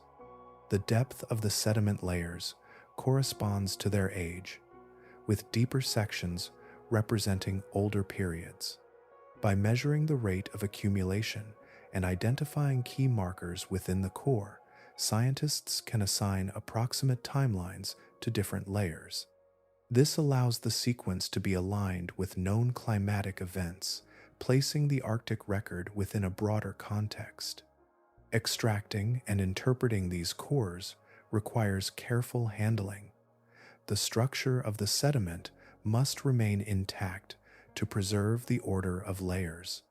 Each section is examined in detail, often divided into smaller segments for analysis. The process is meticulous, building understanding step by step as information is gathered from each level. Through this work, the seafloor reveals a history that is otherwise hidden. The present state of the Arctic represents only one moment within a much longer sequence of change. The sediments hold evidence of variability, showing that the region has experienced a range of conditions over time. Beneath the quiet surface, the accumulation continues. New layers settle upon the old, extending the record further into the future. The archive grows without interruption, preserving each passing moment as part of a continuous story written in the slow descent of particles through water. Movement within the Arctic Ocean is not always visible at the surface, yet it persists below in broad, continuous flows that shape the region over long periods. These currents do not rush or break into waves, but travel in steady patterns, carrying heat, salt, and dissolved materials across great distances. Their influence extends through the entire water column, guiding how different layers interact and evolve. One of the most prominent features of this circulation is the Beaufort Gyre, a large, rotating system in the western Arctic. Driven by prevailing winds, it turns slowly in a clockwise direction, gathering surface water into a broad, circular motion. As it rotates, it accumulates fresh water from rivers and melting ice, forming a reservoir that can remain stored within the gyre for extended periods. The rotation maintains this accumulation, preventing it from dispersing quickly into surrounding regions. Beneath the surface, a different current enters from the Atlantic, bringing water that is warmer and saltier than the surrounding Arctic layers. This Atlantic water moves northward through narrow passages, then spreads into the deeper parts of the Arctic Ocean. As it travels, it settles beneath the fresher surface layer, forming a distinct band that carries its own properties across the basin. The interaction between these layers creates a structure that is both stable and dynamic. The lighter, fresher water remains near the top, while the denser Atlantic water flows below. This arrangement limits direct mixing, allowing each layer to retain its characteristics over long distances. At the same time, gradual exchanges occur, transferring heat upward and influencing the conditions closer to the surface. The presence of warmer water at depth plays a subtle role in the overall system. It contributes to the balance of temperature within the Arctic, affecting how ice forms and persists. Though separated from the surface by stratification, the heat carried by this layer remains part of the broader energy distribution within the ocean. Currents within the Arctic do not operate in isolation. They connect to the global ocean, exchanging water through the same narrow passages that define the region's boundaries. These exchanges introduce variability, linking the Arctic to processes occurring far beyond its immediate surroundings. Changes in one part of the system can influence others, though often over extended timescales. The movement of salt is closely tied to these currents. As water flows into and out of the Arctic, it carries dissolved salts that affect density and circulation.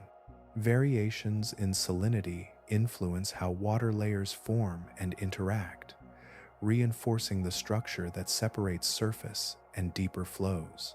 This balance between freshwater input and salt transport shapes the behavior of the ocean as a whole.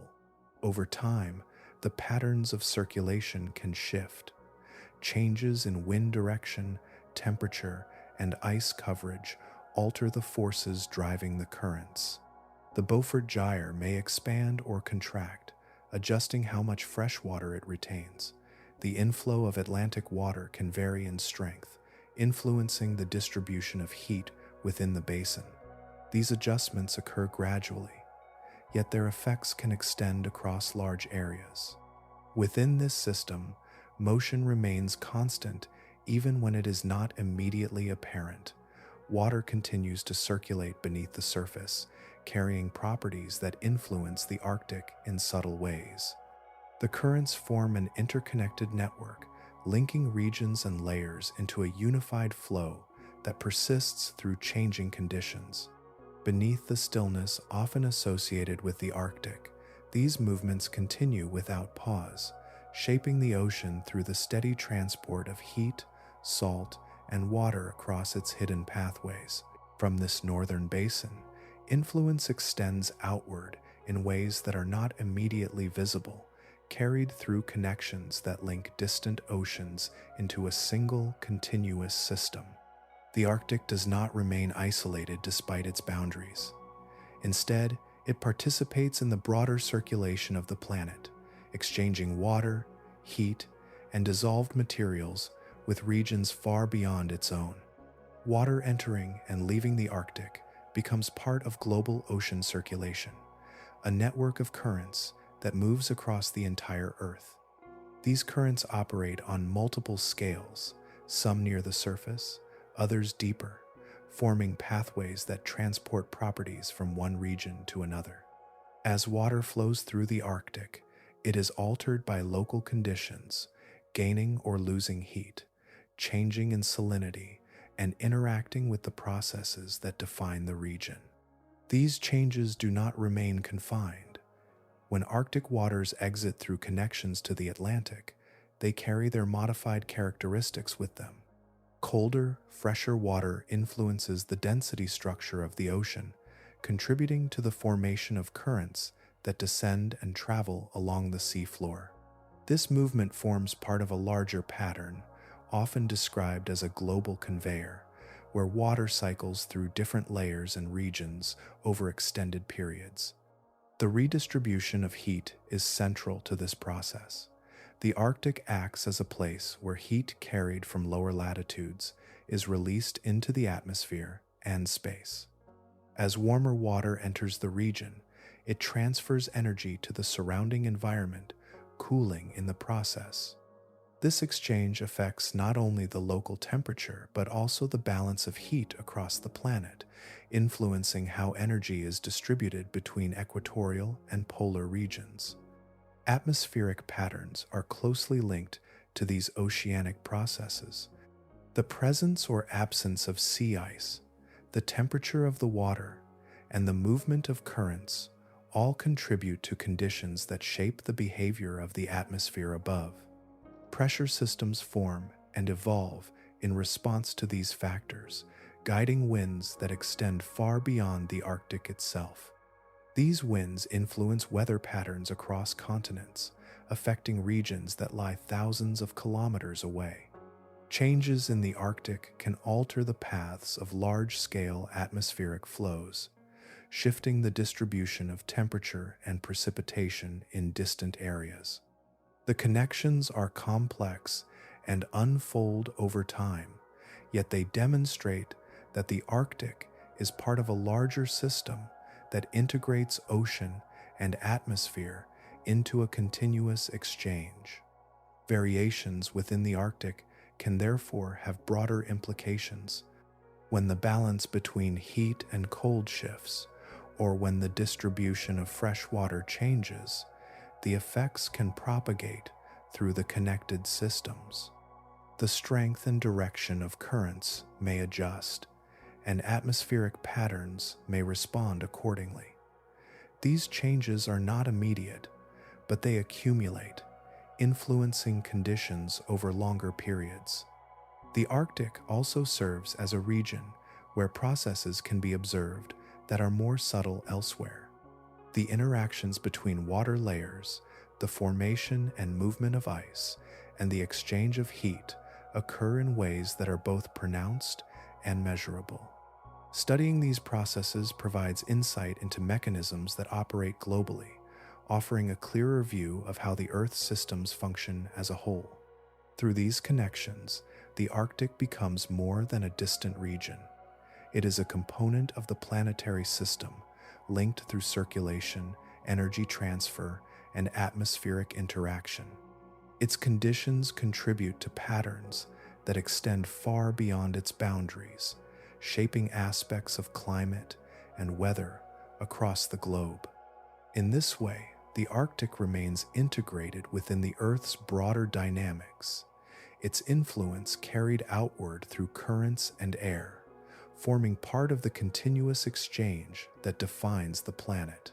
The balance that once defined the Arctic surface has begun to shift, not through sudden transformation, but through gradual changes that accumulate over time. Ice that formed and persisted across multiple seasons now thins or disappears, replaced more often by younger layers that form and melt within shorter cycles. The overall extent of ice fluctuates more widely, and its presence becomes less continuous across the ocean. This change alters the structure of the region in ways that extend beyond the surface. Thinner ice allows more light to pass through, increasing the amount of energy that reaches the water below. In areas where open water appears, sunlight penetrates directly, warming the upper layers and influencing the conditions that support biological activity. The timing and intensity of seasonal processes begin to shift, reflecting the changing relationship between ice and ocean. As the ice declines, the exchange between atmosphere and ocean becomes more direct. Heat is transferred more readily, and the surface responds more quickly to changes in temperature. This affects the formation of new ice during colder periods, as warmer water delays freezing or reduces the thickness of the layers that develop. The cycle of freezing and melting becomes more variable, shaped by conditions that differ from those of earlier periods. The ecosystems within the Arctic adjust in response. Organisms that depend on stable ice conditions encounter a landscape that is less predictable. The distribution of habitats changes, and the availability of resources shifts with the altered timing of seasonal events. Some species adapt to these changes, adjusting their behavior and life cycles, while others experience conditions that no longer align with their previous patterns. At the same time, the increase in open water influences the movement of nutrients and energy within the ocean. Winds can act more directly on the surface, enhancing mixing between layers that were previously more isolated. This mixing redistributes heat and salinity, altering the structure of the water column. Currents respond to these changes, adjusting their pathways and interactions as the balance between layers evolves. The presence of more open water also affects the absorption of solar energy. Darker ocean surfaces absorb more heat than ice-covered areas, contributing to further warming of the upper layers. This process reinforces the changes already underway, linking the decline of ice to shifts in temperature and circulation. The effects extend through the system, influencing conditions at multiple depths. Freshwater input increases as ice melts, adding to the existing supply from rivers and precipitation. This influences salinity, particularly in the upper layers, where the addition of freshwater alters density and stratification. The balance between fresher and saltier water shifts, affecting how layers form and interact. These changes can influence the movement of currents and the distribution of heat within the Arctic. Over time, these interconnected processes reshape the ocean's dynamics. The relationships between ice, water, and atmosphere continue to evolve, reflecting a system in transition. Patterns that once remained relatively stable now show greater variability, responding to influences that extend across the region. The Arctic remains a place of ongoing change, where the decline of ice introduces new conditions that influence both physical and biological systems. The ocean beneath adjusts continuously, integrating these changes into its circulation and structure. What emerges is a landscape defined by transformation, where each shift contributes to a broader pattern of evolving conditions within the northernmost ocean. Time in the Arctic does not easily allow for continuous observation. Work unfolds in intervals, shaped by conditions that permit access for only part of the year.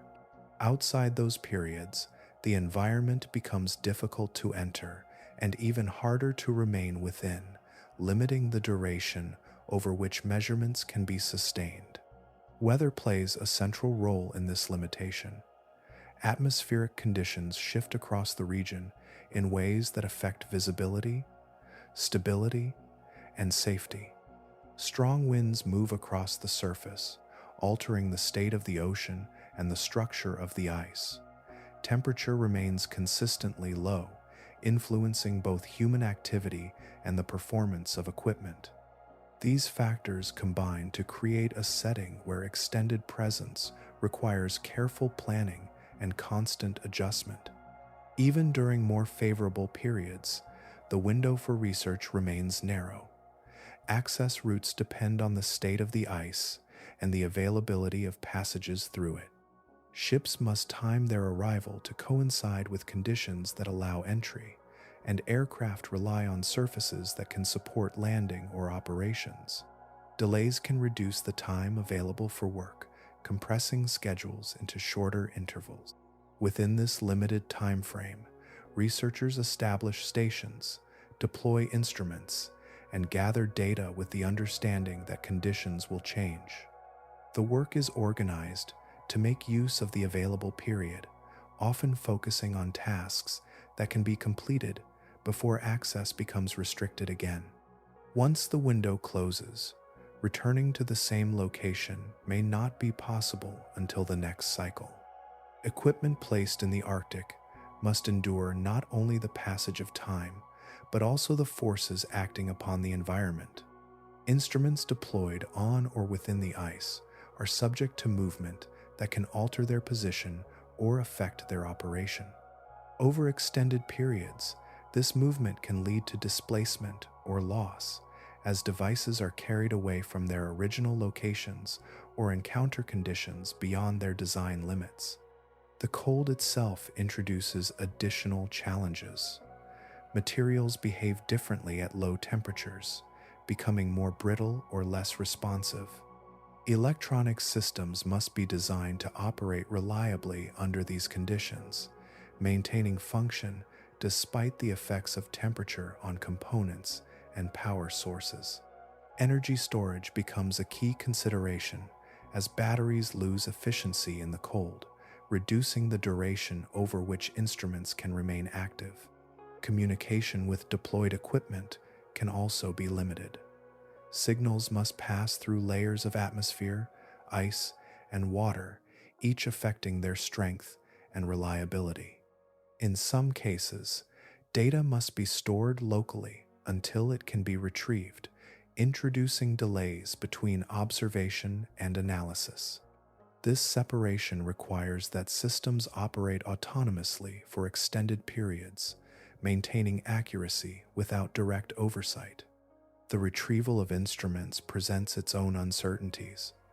Devices placed in the environment may not remain accessible, especially if they have moved or if conditions have changed significantly since deployment. Recovery efforts must account for these possibilities, often requiring additional time and resources to locate and retrieve equipment. Long-term studies depend on repeated measurements over time, yet the constraints of the Arctic make such continuity difficult to achieve.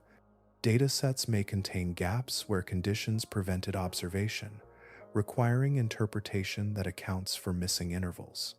Despite these challenges, each period of research contributes to a growing body of knowledge, gradually building a more complete understanding of the region. Across the Arctic, the effort to study long-term processes continues within these constraints. Work proceeds in cycles, shaped by the environment and the limits it imposes. The result is a pattern of observation that advances in steps rather than continuously, reflecting the nature of a region where access is never constant and persistence must adapt to changing conditions. On charts of the Arctic, there are still places where detail fades into approximation, where the lines that define the seafloor soften and become uncertain.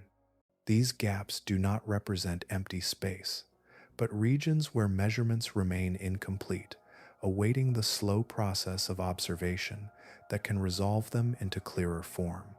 The ocean beneath continues uninterrupted, yet its contours are known only in fragments. Mapping this hidden terrain relies on sound rather than sight. Multibeam sonar systems send out fans of acoustic pulses, each one traveling downward through the water, reflecting off the seabed and returning to receivers that translate time and intensity into depth and shape. As a vessel or vehicle moves, these measurements accumulate, forming swaths of data that can be assembled into a continuous map. The process unfolds gradually, each pass adding a new layer of detail. Advances in technology have expanded the reach of these surveys. Ice-capable research vessels carry sonar systems that can operate through openings or along edges where conditions allow. Autonomous vehicles extend this capability further, moving beneath the ice to gather data in regions that surface ships cannot access. These systems operate with precision, following planned routes that trace patterns across the seafloor, filling in sections that were once beyond reach. Despite these efforts, large areas remain only partially mapped. The constraints of access limit where and when surveys can be conducted. Each expedition covers a finite path, leaving adjacent regions unmeasured until conditions permit another approach. The result is a mosaic of detailed sections surrounded by broader areas where depth is inferred rather than directly recorded. The interpretation of mapping data requires careful processing. Sound does not travel through the ocean in a simple, uniform way.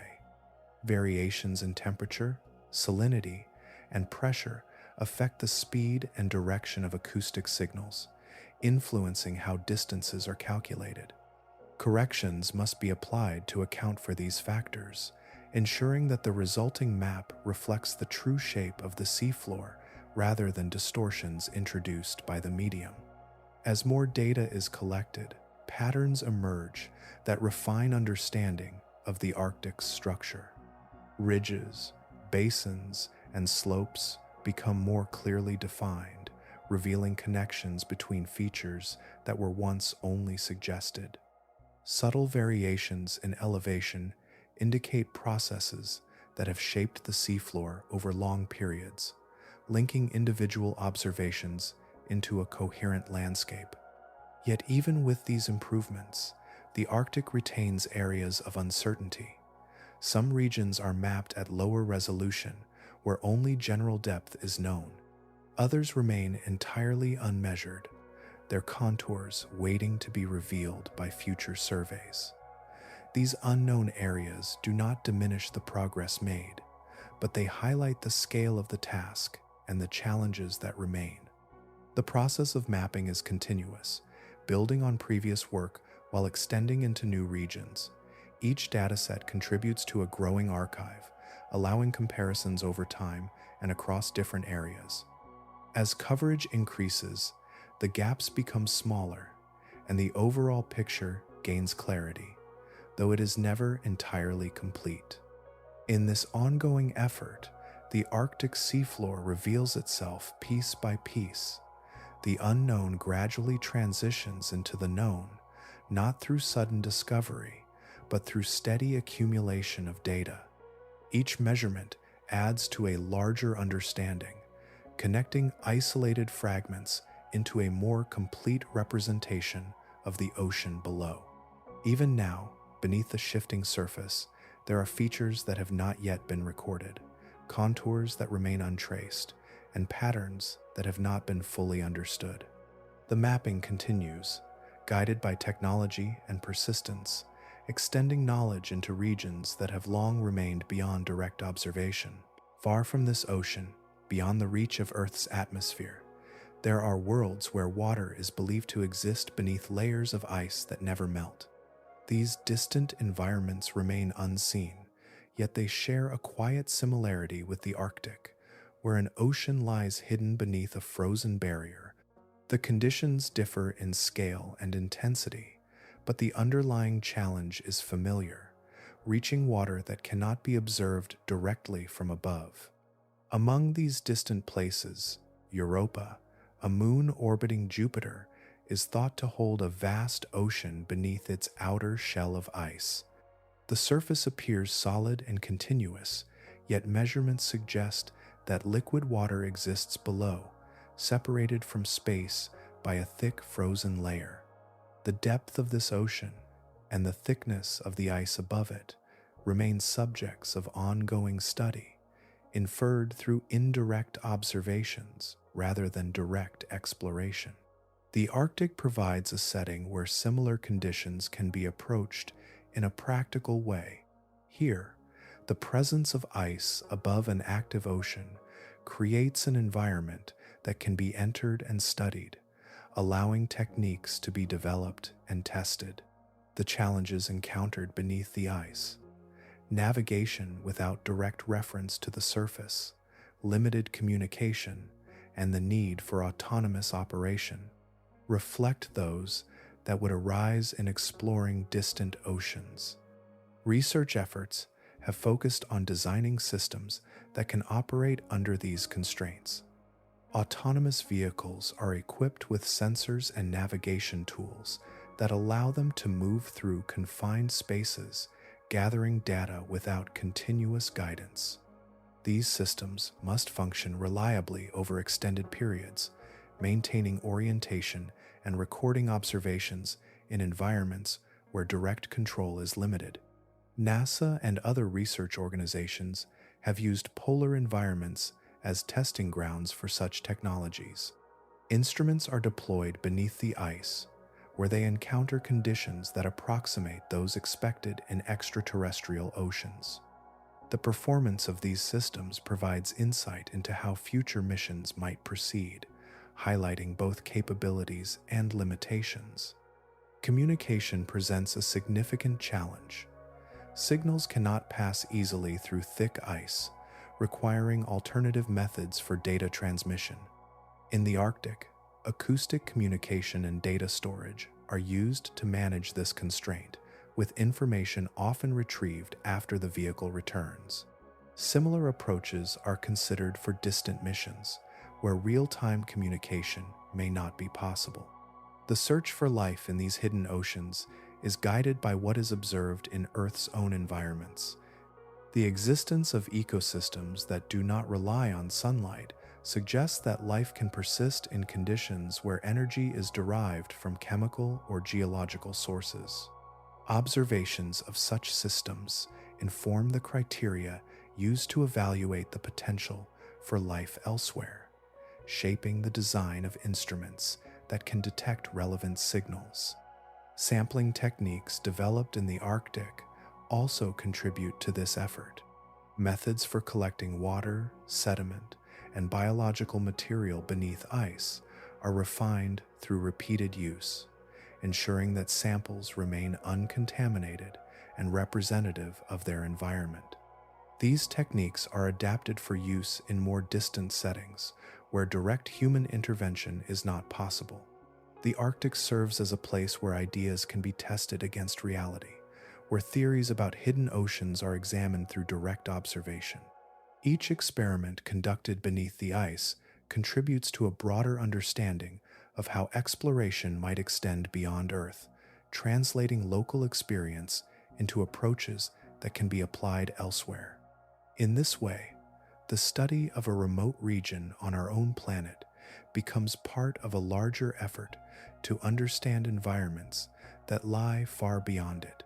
The knowledge gained beneath the Arctic ice informs the search for oceans on other worlds, linking distant possibilities to a place where the challenges of hidden water can already be explored. Progress in the Arctic moves forward through design as much as through discovery, shaped by the gradual refinement of tools that can function within a demanding environment.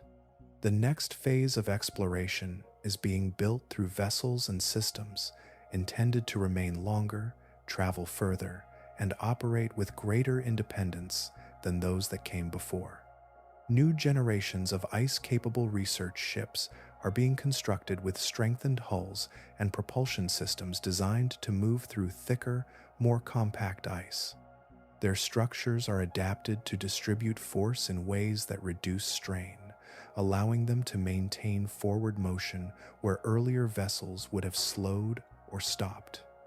These ships are not limited to transit alone. They serve as platforms for observation, carrying laboratories, sensors, and deployment systems that extend their reach into the ocean below. The ability to remain in the Arctic for extended periods is a central goal. Ships are designed to support longer missions with systems that sustain crews and equipment through changing conditions. Stability becomes a key factor, allowing instruments to operate with precision even as the environment shifts around them. This extended presence enables the collection of data across longer intervals, capturing processes that unfold over time rather than in isolated snapshots. Beneath the surface, new underwater robots are being developed to complement these efforts.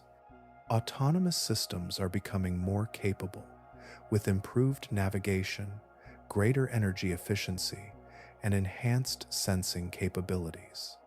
These vehicles can travel further beneath the ice, mapping and measuring areas that remain inaccessible to surface operations.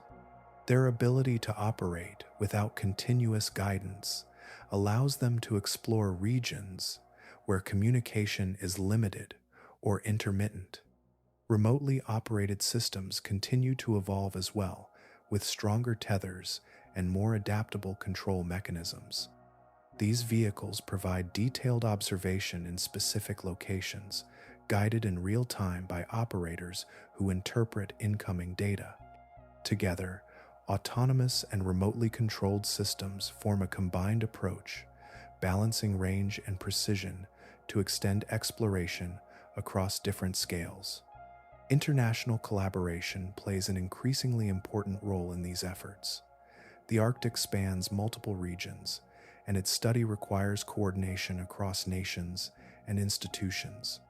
Joint missions bring together expertise, resources, and technology, allowing for broader coverage and more comprehensive data collection. Shared knowledge contributes to a deeper understanding of the region, integrating observations from different perspectives into a unified framework. These collaborations also support the development of standardized methods, ensuring that data collected by different groups can be compared and combined effectively.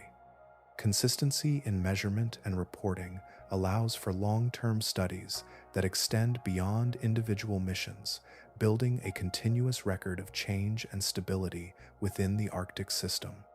Advances in satellite technology contribute to this evolving approach, providing improved monitoring of surface conditions and guiding the planning of expeditions. While these systems cannot observe beneath the ice directly, they offer valuable context, helping to identify regions of interest and track changes over time. This information supports the coordination of surface and subsurface exploration, linking different layers of observation into a cohesive strategy. The integration of these technologies creates a more connected approach to exploration. Surface vessels, underwater vehicles, and remote sensing systems operate together, each contributing to a broader understanding of the Arctic.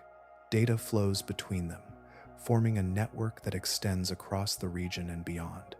As these systems continue to develop, the Arctic becomes more accessible in measured ways. The challenges remain, shaped by the environment itself, yet the tools designed to meet them grow more capable.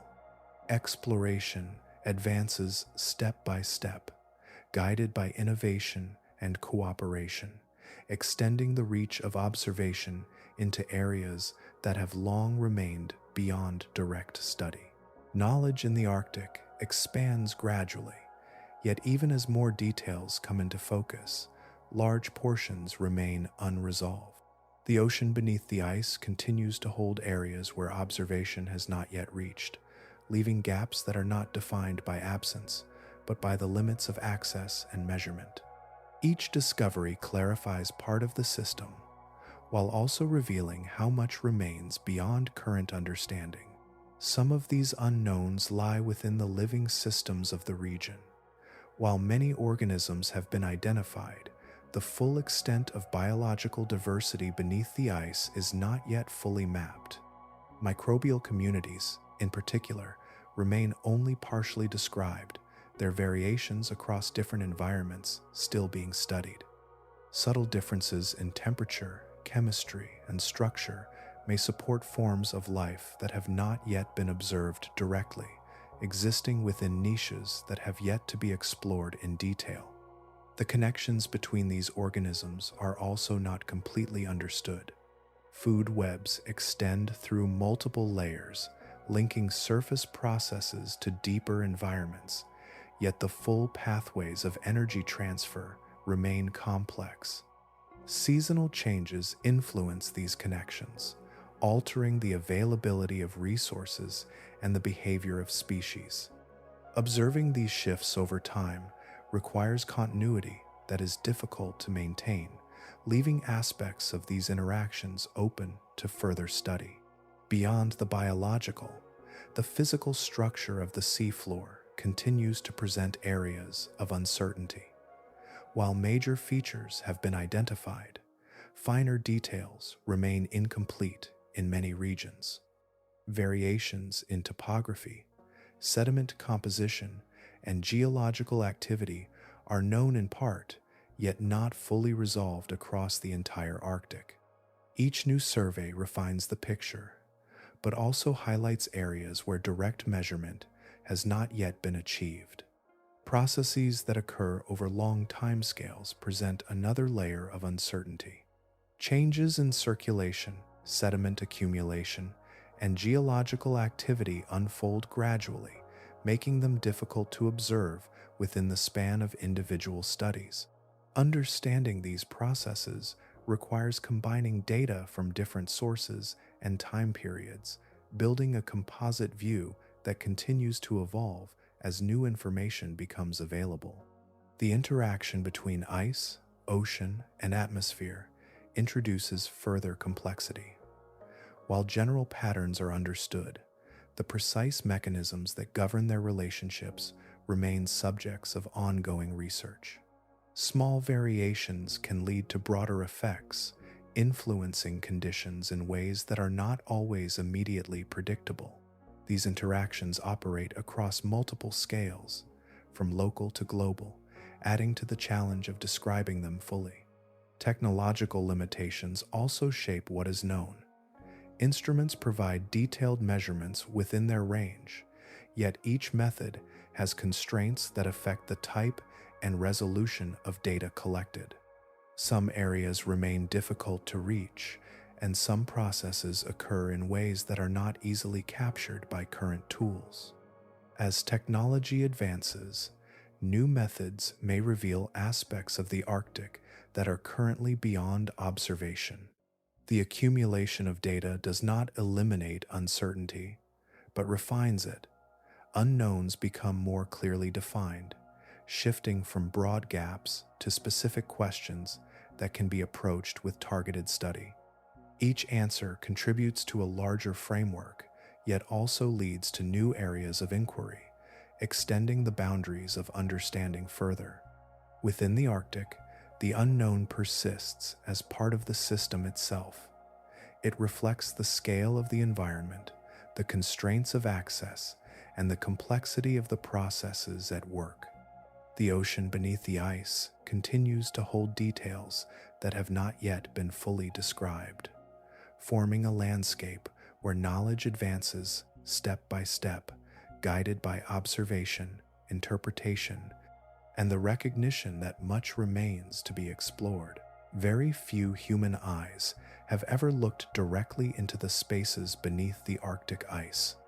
Most knowledge of this region has been gathered through instruments, indirect measurements, and brief encounters that capture only small portions of a much larger environment. The ocean below remains largely unseen in the most literal sense, existing beyond the range of sustained human presence.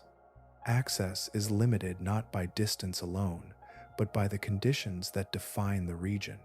The surface above does not provide a stable platform from which to observe what lies beneath, and the pathways into the water are constrained by shifting structures that do not remain open for long. Entry points appear and close, guided by forces that cannot be controlled, allowing only intermittent passage into the space below. Even when access is achieved, observation remains partial. The scale of the Arctic Ocean is vast, extending far beyond the reach of any single expedition. Each journey captures a narrow corridor of experience, a sequence of measurements or images that represent a small fraction of the whole. These fragments contribute to a broader understanding, yet they do not replace the absence of continuous, direct observation across the entire region. The environment itself shapes what can be seen. Light diminishes with depth and is further reduced by the presence of ice above, limiting visibility even at relatively shallow levels. Artificial illumination reveals nearby structures, but its reach is confined, leaving the surrounding space in shadow. What is visible at any moment is defined by proximity, while the larger environment remains beyond direct view. Movement through this space is also constrained. Vehicles and instruments must navigate carefully, guided by systems that interpret surroundings rather than observe them directly. The absence of stable reference points affects orientation, requiring constant adjustment to maintain position and direction. These conditions limit the extent to which exploration can proceed continuously, shaping each mission into a series of measured steps. The rarity of direct observation extends to the seafloor as well. While mapping provides an outline of its structure, detailed visual study remains limited to specific sites that have been reached by submersibles or remotely operated systems. Large areas remain known only through indirect data, their features inferred rather than seen. This combination of scale, access, and environmental constraint contributes to the Arctic's hidden nature. It is not concealed by secrecy, but by the practical limits of reaching and observing it. The ocean beneath the ice continues to exist in a state where much of it is experienced through interpretation rather than direct encounter. Human presence within this environment remains brief and carefully managed. Expeditions enter, gather information, and depart, leaving behind instruments that continue to record in their absence. The continuity of observation depends on these systems, extending knowledge without requiring constant human occupation. Despite advances in technology, the Arctic retains this quality of limited visibility. Each new mission adds detail, yet the proportion of the region directly observed remains small compared to its full extent. The ocean continues beyond the edges of these observations, carrying processes and structures that have not yet been fully described. In this way, the Arctic beneath the ice exists as a world that is present yet rarely seen. It is part of the Earth's system, connected and active, but still distant from direct human experience. Its hidden nature reflects not a lack of interest or effort, but the enduring challenges of reaching and observing a place defined by movement, depth, and the barrier above. At the highest point on the map, where lines converge and then dissolve into abstraction, there remains a place defined not by what is known, but by what continues to be revealed slowly over time. Beneath the moving boundary above, the ocean persists in a state that resists complete description, holding its details within layers that shift, conceal, and reframe what can be observed. The Arctic Ocean remains one of the least explored regions on Earth, not for lack of effort, but because of the conditions that shape every attempt to understand it. The surface continues its quiet motion, carrying the ice across the basin, altering access and obscuring what lies below. Each change at the surface influences the possibilities beneath, determining when and where observation can occur. This concealment is not absolute, yet it is persistent. Instruments pass through, vehicles navigate beneath, and data returns to the surface in measured sequences. These observations build a growing picture, one that becomes more detailed with each expedition. Still, the scale of the region ensures that this picture remains incomplete, with areas that have yet to be seen directly and processes that are only partially understood. The relationship between knowledge and uncertainty in the Arctic is not one of opposition, but of coexistence. Each new discovery clarifies certain aspects while revealing additional layers of complexity. Patterns emerge, connections are traced, and systems are described with increasing precision. At the same time, new questions arise, extending the boundaries of inquiry further into the unknown. Future exploration will continue along this path, guided by advancements in technology and collaboration. New tools will move through the water with greater range and endurance, gathering information from regions that remain beyond current reach. Observations will extend over longer periods, capturing changes that unfold gradually. The understanding of the Arctic will deepen, shaped by the accumulation of data and the refinement of methods. These future efforts may reshape how the region is understood within the broader context of the planet. The Arctic is not isolated, but connected through circulation, climate, and biological systems that extend across the globe.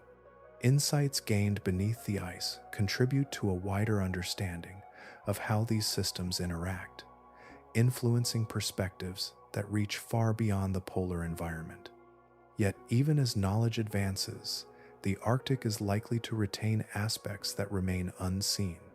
The conditions that define it, the moving surface, the depth, and the limits of access ensure that complete observation is difficult to achieve. The ocean continues to exist in a state where some features are revealed while others remain beyond immediate reach, forming a balance between what is known and what is still to be discovered. This balance reflects a broader characteristic of the planet itself. Even in regions that have been studied extensively, there remain layers of complexity that are not fully resolved. The Arctic, with its combination of movement, depth, and isolation, brings this reality into sharper focus, illustrating how much can remain hidden within a system that is part of the Earth as a whole. Beneath the pole, the ocean continues its steady processes, shaped by forces that operate across time and space. The surface above drifts without pause, and the water below responds in ways that are both subtle and enduring. Together, they form a region that is present and active, yet still not fully seen. In this quiet convergence of ice and ocean, the mystery does not diminish with exploration. It evolves, becoming more defined, more detailed, and yet still open, a reminder that even within the boundaries of our own world, there are places where understanding continues to unfold.